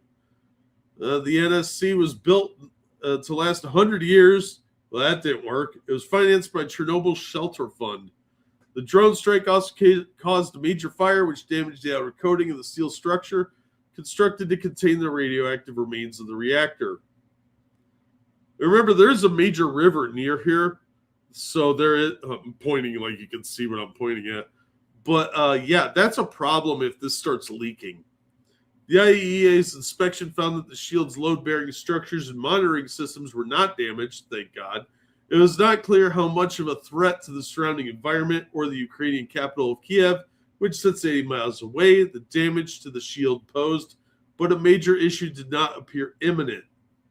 Yeah, they say that right now, but how many times have they had to backpedal on this stuff? They've been lying to us about the Iranians for decades now, so why wouldn't they lie to the Ukrainians about this? We all saw the movie. If you didn't see the Chernobyl documentary series, go watch it. It's fantastic. A lot of people died, and a lot more were displaced. So this is old pictures of the place. So yeah, it's been damaged. There were some whoopsie doodles. Somebody threw a drone at it. Who's stupid enough to do that? Probably the Ukrainians, honestly. What the fuck is it influencing? Probably hideous architecture. The OG glow in the dark. That might effectively end the war. If everybody dies of radiation sickness, yeah, it could. Yeah, the HBO thing was pretty good. There was a documentary series on the History Channel a while back that was fantastic. Absolutely amazing. Most of what we told sounds like Chernobyl. I see what you did there. This is probably worse than they're saying. This is just what I'm saying. I'm a conspiracy theorist. But you want to hear something really cool? I do have one bit of good news in here, though. You guys might like. This is fascinating. Archaeologists lift the lid on a 1,700-year-old Roman sarcophagus hidden beneath Budapest. So these guys are grave robbing in orange and yellow, basically. But yeah, look how small that is. You forget how short people were back in the day, because like if you go and look at a museum set of armor from like the medieval era, the guys were all like 5'3". They were all tiny little dudes. I'd be a giant back then. I'd have over a foot on the average knight. A remarkably well-preserved Roman sarcophagus has been unearthed in Hungary's capital, offering a rare window into the life of a young woman inside the world, and she inhabited around 1,700 years ago. Archaeologists with the Budapest History Museum discovered the limestone coffin during a large-scale excavation of Buda, a northern district of the city that once formed part of Equinicum, a bustling Roman settlement on the Danube frontier. Untouched by looters and sealed for centuries, the sarcophagus was found with its stone lid still fixed in place, secured by metal clamps and molten lead. That's really rare. When researchers carefully lifted the lid, they uncovered a complete skeleton surrounded by dozens of artifacts. The peculiarity of the finding is that it was hermetically sealed sarcophagus. It was not disturbed previously, so it was intact, said Gabriela Fenyez, the excavation's lead archaeologist. The coffin lay among the ruins of abandoned houses in a quarter of Aquinicum, vacated in the 3rd century and later repurposed as a burial ground.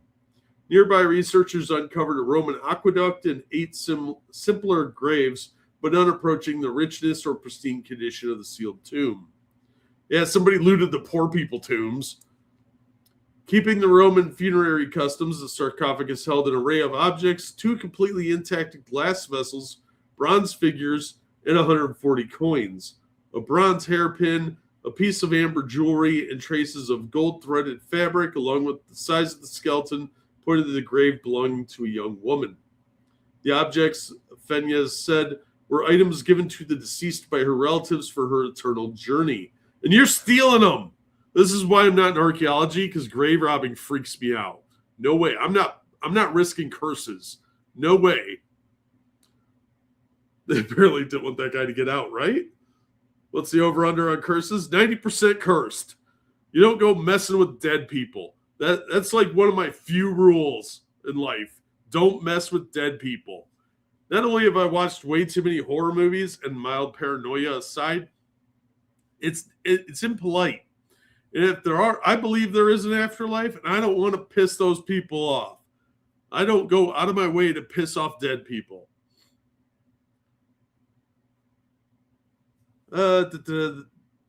The deceased was buried very carefully by her relatives. They must have really loved who they buried here. During the Roman period, much of what is now Hungary formed the province of Panoia. I'm pronouncing all this stuff wrong. I don't know.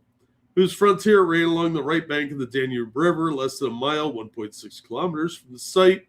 Short distance away stood a legionary camp guarding the empire's border, and the newly found structures are believed to have been part of the civilian settlement that grew around it. Anthropologists will now examine the young woman's remains, a process expected to reveal more about her age, health, and origins.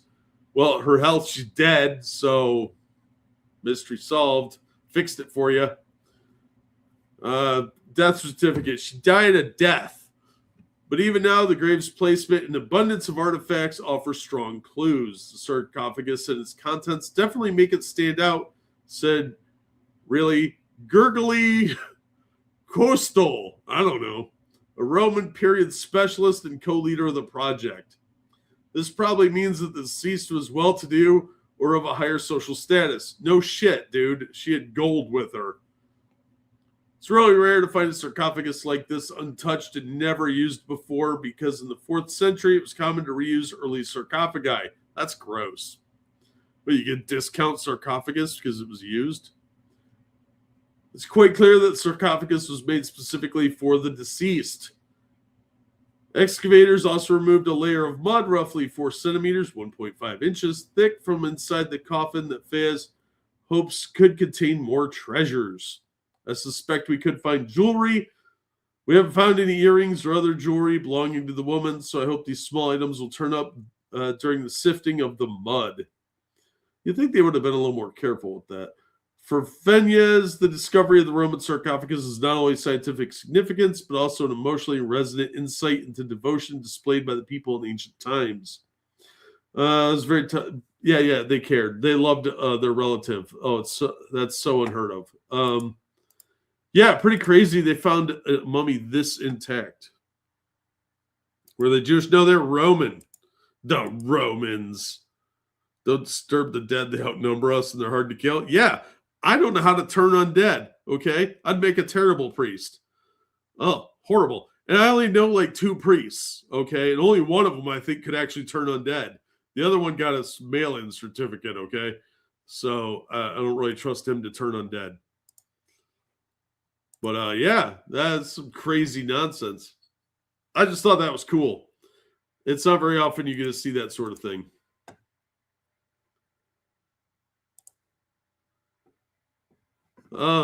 California, this one's for you. Hey man, how you doing? She's buried in her circus outfit. Yes, trapeze artist. California health officials, oh, this comes from Fox. California health officials issue urgent warning to mushroom foragers after deadly poisoning outbreak. This is what killed that Into the Wild guy. Eating stuff that looked like it was safe, but wasn't. The California Poison Control System has identified at least 21 cases of aminotoxin poisoning that left one adult dead and several others, including children, with severe liver damage. One even might need a liver transplant. That sucks, because that was probably one of the kids. But one person's dead. Aminotoxin poisoning is really, really nasty. They warned us about this in Boy Scouts. That's some wicked stuff. Not only will it mess up your liver, it's going to hurt a lot. Like not a little bit. Not like, ow, my tummy hurts. More like my appendix is exploding kind of pain, from what I hear.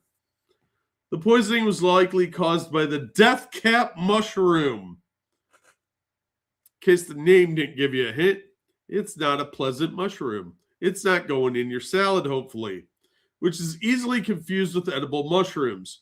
Officials warned to watch out. Also watch out for the destroying angel mushroom. The destroying angel mushroom. It destroys angels. Whoever named these is brilliant, because that's how you should name stuff. Not like, oh, it's the gray striped tummy tucker. No, you want it to be like terrifying. Some lady murdered 3 family members with mushrooms, apparently. Open that one first for after the stream. That's what I'm going to read. This undated photo of from the California Department of Health shows a death cap mushroom. It looks like a lot of other mushrooms. So, yeah, be careful, guys. Residents in California's Monterey County became sick after eating mushrooms found at a local park, and another outbreak happened in the San Francisco area. There's a problem with dumb hippies, I've noticed over the years, because I've known many, especially in college, and I still know a few. They think they're expert foragers. They don't look at books or anything. They're just like, that's a mushroom. It must be okay to eat. What's the worst that could happen? And that is how you die, because that's just stupid. Symptoms can range from mild to moderate depending on how much of the mushroom was consumed, including stomach cramps, diarrhea, nausea, organ failure, and liver damage, and in rare cases, death. Depends on how much you ate. Even if gastrointestinal symptoms improve, serious complications can still occur, including liver damage. Poison Control Center warned. This one is the unlisted. This is just a random mushroom. Death cap mushrooms contain potentially deadly toxins that can lead to liver failure. My liver's mad enough at me. I don't need to push my luck. Plus, I'm not supposed to eat mushrooms anymore anyway, so I'm pretty safe on this one. But still, be careful if you're out wandering the California wilderness, you guys. Because the death cap can easily be mistaken for edible safe mushrooms, we advise the public not forage for wild mushrooms at all during this high-risk season. Mushrooms grow in abundance during California's rainy season, which is October through March, because apparently they don't have winter. But the Poison Control Center warned that eating the wrong wild mushrooms can cause serious illness or even death. Wow. A lot of mushroom hunters go missing, 411 anyway, but yeah, going out foraging for mushrooms, if you're not 100% on what you're getting, you are really running the risk of poisoning. There are plenty of poisonous. It's fungus, for God's sake. One of the nice mushroom sauce, right? I like mushrooms too. I'm just not allowed to have them for health reasons. Mario's gonna shit himself to death. They're hippies. Are any of them smart? Not really. No, that's a fair point. Hundreds of poisonings are reported at the center each year, most causing severe illness and sometimes death. Half of roughly 4,500 mushroom poisonings reported across the U.S. in 2023 were in children. And that's the downside, really, is the hippies will go out and forage, and they'll give this stuff to their kids. And like I said, if you don't know what you're getting, that was like the first rule of Boy Scouts when we were out in the woods. If you don't know what it is, or if you're not positive, don't get it. Don't eat it. And yeah, I've seen people eat all kinds of goofy shit over the years, but mushroom, any kind of like wild plant, you got to be kind of careful about. There's a fungus among us. It's true. It's true. There is. All right.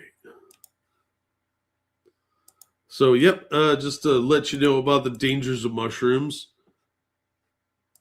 Okay, Texas AG sues Muslim Epic City developers for fraud. This guy does a lot of work. He's a busy dude.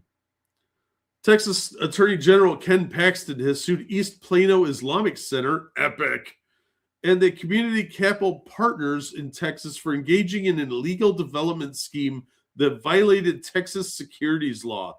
Now, this was supposed to be an enclave of some kind that was mostly like meant to be an all Islamic enclave, which that makes me really sketchy. We talked about this a little while ago, a few hours or an hour and 40 minutes ago. It's a bad idea to have a bunch of one group in one area and not have them integrate into society.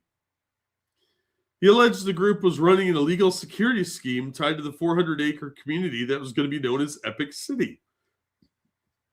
The leaders behind Epic City have engaged in a radical plot to destroy hundreds of acres of beautiful Texas land and line their own pockets, Paxton said in a press release.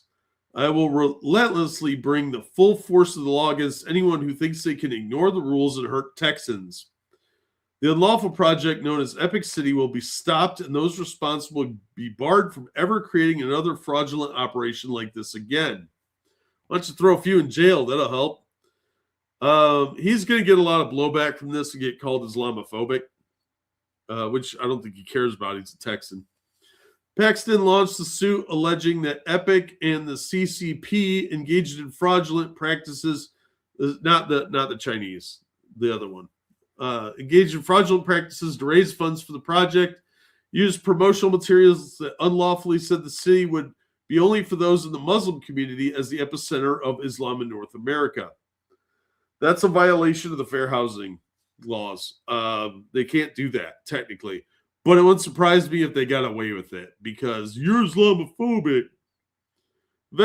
Investigators have also alleged that the developer did not take reasonable steps to verify those who were supposed to be accredited investors in the project.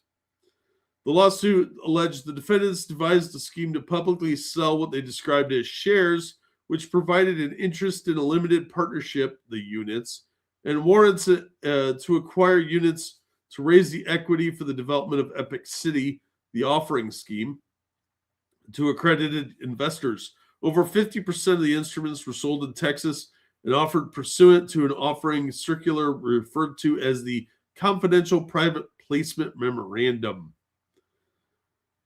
$1 million in investor funds were withdrawn for operating expenses. Oh, I'll bet a bunch of that disappeared up somebody's nose. Yeah, per violation, it's only 20 grand. I'd be willing to bet, though, that if they're going after fraud, they could probably go for some criminal charges, too. But you get them on the financial ones first, and then you go criminal. Diabolical. I always hear that in Pegasus' voice now.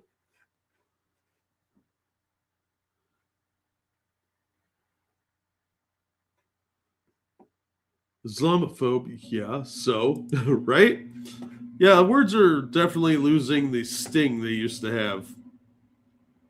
There's a video going around of a woman that worked at Cinnabon. She's already been fired. And she was saying some pretty offensive things to a couple of Somali people. But if you watch real closely, there's an extended version of the clip where they say something about her being uncovered. And her allegation from her GoFundMe is that they were saying racist things to her first. And so she called them the N-word. But they were saying things about her being uncovered and basically being a whore. That she was like a dirty, unclean woman, that kind of thing. So that's going to end up being pretty messy.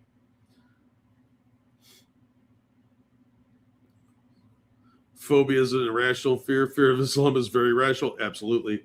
You getting hungry, kitty cat? Kitty cat's coming over to talk to me. Hey, let's talk about that dumbass mayor of New York that just got elected. New York Post, Zorhan Mamdani sparks outrage by tapping radical who praised notorious cop killer Asada Shakur for education transition team. Oh, I'm so shocked. He tapped a radical. Oh, my God. Shakira Ansari, the co-executive director for the Alliance of Quality Education, a far-left activist group once fronted by Sex and the City co-star, star Cynthia Nixon, was selected last week for Mamdani's Transition Committee for Youth and Education. If you live in New York City, get out now. Seriously, just sell all your shit, scrape whatever money you can get together, and move somewhere else, because this is going to get ugly, like 1970s ugly. Ma'am dummy, right? Smellies were sold to the West, so the N-word shouldn't bother them. Yeah, I don't think it did, actually. More Star Wars names? Yeah, tell me about it. This is like bad fantasy novel names. In an interview, she was probably born like Susan or something. In an interview with the website Lingua Franca, Shakir Ansari was asked if she would spend an afternoon with any woman, past or present. Who would it be, and what question would she ask her? The activist and mother of 8 responded with the convicted cop killer. Asada Shakur, I believe she has so much to offer. With all the reflection you must have done after all the years as a Black Panther, what advice do you have for Black women to move the movement while also caring for each other? There's a bunch of nonsense.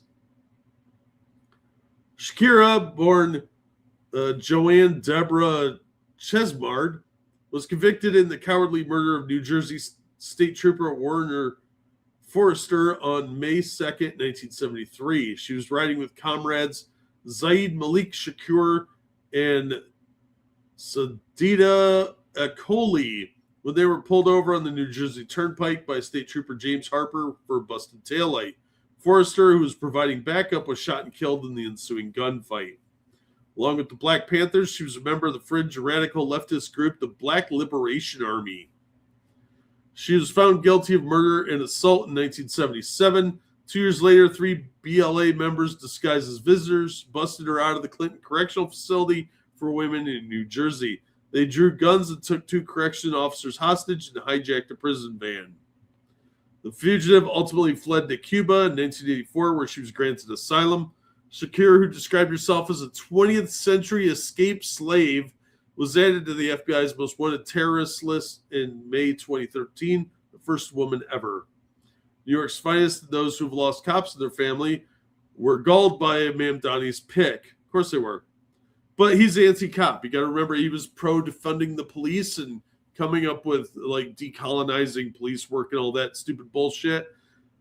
The cops in New York are about to get hamstrung like they've never seen in living memory. Supporting a cop killer, you know, is not a good thing. Gracie Machete, whose husband, NYPD officer Robert Machete, was murdered in 1989 when she was 7 months pregnant. Jesus. Machete, like Forrester, was shot and killed during a traffic stop while questioning 2 suspicious males. When someone kills an officer, whether he's from New Jersey, New York, or Alabama, I don't care. It's something that families are going to stick together on. Former NYPD Lieutenant and U.S. Marine Eric Dime was stunned by the selection. That's unbelievable. I don't think it's a small oversight. I think it's a conscious decision. You think? This is the guy that was killed. Got to admit, their outfits for Jersey cops, they do look very Italian, shall we say. They look sharp, don't get me wrong, but they look very 1930s Italian. When someone with that history is given a seat at the table, it sends the message that your sacrifice is negligible or negotiable, whatever word, I don't know. This just strips away the morale of the NYPD. It should. You are on notice. This guy is a radical communist. You guys are big fucking trouble in New York, all right? And he's painting a target on every NYPD officer's back. They're going to look for a reason to either fire you or throw you in jail and replace you with some fucking weird, goofy idea that these commies have of what policing is, which is a bunch of feel-good patrols that do nothing, solve no problems, and get people killed. Added former NYPD lieutenant and co-host of New York's finest retired and unfiltered podcast, Joe Macari, said Shakira Ansari has every right to her opinions, but she should have no business shaping education policy in a city where thousands of cops entrust their own kids to be educated and kept safe. She shouldn't be messing with any kid's minds. She's obviously a radical. Shakira Ansari, who has 3 grandchildren, has been an education activist for 2 decades. She was named City and State New York Magazine's 25 most influential people in Brooklyn in 2017. Wow, left-leaning rag nominated a left-leaning person for most influential. I'm shocked. She launched her own fashion line in 2024, raising $15,000 on GoFundMe. Yeah, I bet that failed. Mamdani, during his mayoral campaign, refused to condemn a sick tribute to the cop killer from the Democrat Socialists of America. Tell you, this guy's a radical. He's going to defund a bunch of the cops. And those of you that are stuck there, if you're in the NYPD, guys, seriously start looking for another job. Crime is going to be insanely high. As soon as he takes office, they're going to institute a bunch of dumbass rules and regulations meant to keep the cops from actually doing their job. They'll get them on like ticket duty, and that'll be it. There's going to be a bunch of unsolved murders, rapes, kidnappings, all sorts of crazy shit. It's going to go through the roof. We vow to honor her legacy by recognizing our duty to fight for our freedom, to win, to love, and to protect one another because we have nothing to lose but our chains, the DSA said on X after Shakira died on September 25th. Ma'am Donnie ducked questions about the tribute when grilled by the Post. Yeah, it's going to get ugly. These are the type of radicals he's hiring in. So you can expect a lot of, if you're hiring people that celebrate criminals, you can expect crime. These bundles of sticks fought to keep people locked in their homes 5 years ago. Yep.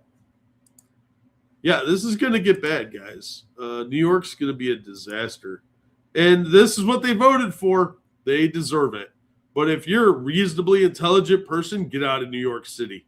Get out of the 5 boroughs. Get out as far as you can away from New York City. I don't think even Jersey's far enough. Just don't bring your weird hippie shit to our states. Pennsylvania doesn't want your nonsense either, I don't think. They got their own problems. So you heard about that J6 pipe bomber that even like Cenk Uygur was calling a white dude until it came out that he's a chocolate fella. Yeah, J6 pipe bomber suspect, not a Trump supporter. Oh my gosh, I'm shocked. He was not politically affiliated with anything. He apparently just wanted to blow shit up. I'm still a little confused because not that long ago, it was reported that there was DNA found on the pipe bombs that came back to a CIA agent. So why is that not being addressed? Is that just being ignored, or was that fake news? I don't even know because I haven't seen anybody talking about that. Whitey McWhiterson, noted white supremacist? Yeah. Could you tell this dude's white? He's not an ugly fella, so he's not because he's like an incel or anything. Because, incels tend to have neckbeards. Unless he's like super socially awkward or something. Suspect behind the pipe bombs planted near Capitol Hill that night before January 6, 2021 is reportedly not politically affiliated, despite earlier reports suggesting he was a Trump supporter. They always say they're Trump supporters. Brian Cole has been charged with placing explosive devices outside the DNC and RNC headquarters that did not detonate. Well, MS Now, formerly MSNBC, reported that Cole confessed to FBI investigators and claimed to be a Trump supporter with anarchist views. I don't see a Trump supporter saying they're an anarchist. I'm sorry. Sanders supporter, maybe. The Daily Mail cited Cole's family as disputing that characterization. His grandmother, Loretta, said Cole is a recluse who lives with in his mother's basement. Oh, Jesus. He's a nerd. In Virginia, works his data entry job. That's what broke him right there. You ever done data entry? It's awful. Has been grieving the loss of his pet dog. That's probably a little bit more recent. He's not politically affiliated with anything, she said in an interview. He's no social media contacts. He's never online going back and forth with politics or anything like that. He says he don't like either party. That's pretty obvious if you're trying to blow them both up. Loretta described Cole as a borderline autistic and said he has the mind of a 16-year-old despite being around 30. That's why they're thinking, what the hell, what's going on? Well, 16-year-olds get angry pretty easily, so I piss a lot of people off, I know. She also said FBI agents visited her office the day Cole was arrested and that her son, Brian Cole Sr., had a message passed to him at the arraignment on Friday. We're told that the main thing he's very upset about is that he's disappointed us that he got locked up. We told him we're out here. We're going to make sure things taken care of. Soap on a rope. Cole's been charged with unlawful transportation of explosive device in interstate commerce with intent to kill, injure, or intimidate, as well as malicious destruction or attempted malicious destruction. He faces potential prison sentence up to 20 years. I'm surprised they didn't hit him with a terrorism charge. Actively disliking both political parties is political. Shh. We don't talk about that. If the guy's got anarchist leanings, that would actually make sense. He hates both parties. But, hey, what do I know? I'm just some idiot on the internet. Data entry is great if you have no one checking up on you or your progress. Yeah, but if you got deadlines, ooh, that gets ugly. Buddy of mine did medical billing and coding. I never saw anybody's blood pressure skyrocket that quickly in my life. It was like the third day he did the job. He was just a wreck. Good dude, too. Real stable, down-to-earth guy. And he was just frazzled. But yeah, every data entry person I know, it makes them kind of weird after a while. Not necessarily bad weird, just weird. It can break you. Those charges are the definition of terrorism. Yeah, but they're charging him with specific charges. I get what you're saying, but they could be charging him in different ways to get more time. I think they're going to probably go after him in a couple different ways, like holding a few back so they can charge those if these fail. Now, one of the weirdest story I stumbled across today comes from Australia. Does not involve kangaroos, Tim, if you're in the audience. Prison bride's bizarre posts about rapist husband. That's a thing. This is from news.com.au, but originally it's from The Sun, apparently. A bride who married a serial rapist in Barlini has made light of his crimes by posing in a stripy jail-style outfit. Brogan, which is a little too close to Bogan, Quinn, 29, wore the matching top and bottoms for a TikTok video and labeled the look prison chic. She often posts about her prison wife life and claims she can fix Kenneth Quinn, 51, who is 22 months into a 15-year stretch for abusing and raping his ex-wife over nearly 3 decades, The Sun reported. Brogan, who has a large tattoo of Quinn's initials on her wrist, calls herself a prison rights activist, I can't talk, and has joked about her sicko hubby's jail stretch. Yeah, you're crazy, lady. It comes after we told how Brogan married Quinn from Paisley at the Glasgow Nick and flashed her wedding ring in an Instagram clip hours later. The psychologist and broadcaster, Dr. Pam Spur, told how women were attracted to criminals for a variety of reasons, including being in denial. I think being stupid is probably more accurate. She said most women would recoil at the thought of even speaking to a violent criminal. The psychologist and broadcaster, Dr. Pam Spur, told how women were attracted to criminals. Why did you repeat? Editors. She said most women, blah, blah, blah, but the thrill seeker gets an intoxicating kick out of being in touch with a dangerous character. There's a certain amount of boundary there, so you could be near that. You're in communication with that dangerous person, but they're not actually able to hurt you right now. That could bite you when they get out, but these are not healthy mentally people usually. The attention seeker enjoys the notoriety, while women can also be in denial, a powerful state of mind. I've met a lot of those women. Then there is the campaigning do-gooder and those who get a disturbing thrill from being involved with the sociopath. Brogan of Jedburgh, Roxburghshire, has dismissed Quinn's crimes, including throwing the woman down the stairs when she was pregnant, as a mistake. She campaigned for justice for innocent men in Scotland, led by women whose partners are in jail for sex attacks on women and girls as young as 14. This lady needs a therapist and probably should not be living on her own. She probably should be in an institute. This is just deranged. How many women sent Charles Manson love letters? Too many. This is an Australian news outlet, but this is a story from Scotland. Don't blame us for this nut bar. Well, I got it from you guys. So, yeah, look, just because she's Scottish doesn't mean I'm not blaming you guys for it. Brogan, too close to Bogan. Therapist, not the rapist, right? She does need a straight jacket. This is really unhealthy. So, yeah, that's about all I had for tonight. Anybody have any questions? Any statements? Any thoughts? If you're watching this on replay, gang, feel free to comment in the description. Probably on Rumble, because I don't know how long the link will be good. It'll be up for at least a couple days, because I'll forget. I'll download it and upload it to Rumble. She probably gives amazing head. Crazy chicks usually do. But see, the problem with crazy chicks like this, you don't know if they're going to stab you or hug you. You also don't know if they're going to use teeth or tongue. So you got to be real careful where you're sticking things.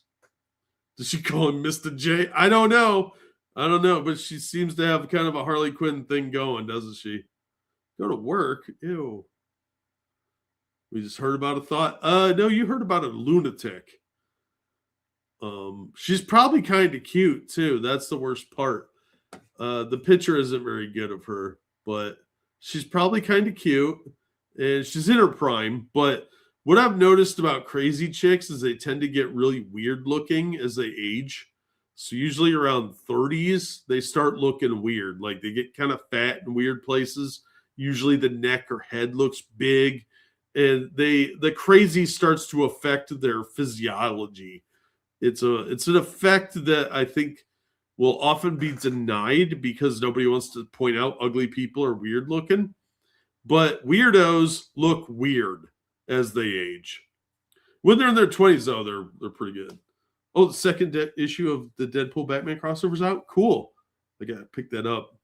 I don't have it yet. I just finished the first one, and the review should be up as soon as I get the images finished. I had to fix some audio problems on a couple other things, but I did get that one reviewed. It is recorded, and the images are all scanned in. I just got to cut them up and assemble everything.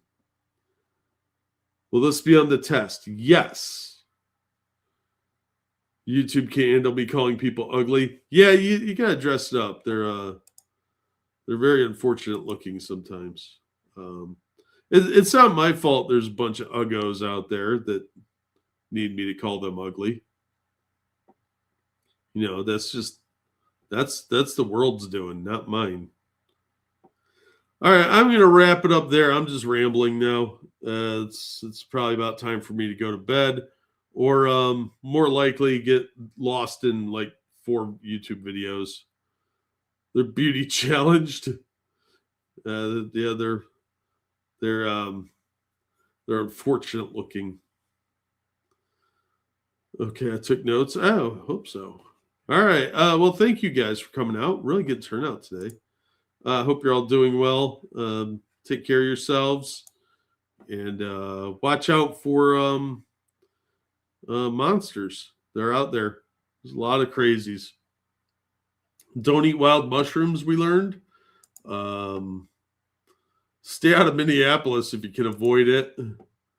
And don't go near Tim Pool's house because apparently there's gunplay afoot. So you guys have a great night, and hopefully we'll see you real soon, either on the next one of these, which hopefully I'll be doing more often, or on Monkey in the Morning. You guys have a great night, and we'll see you then.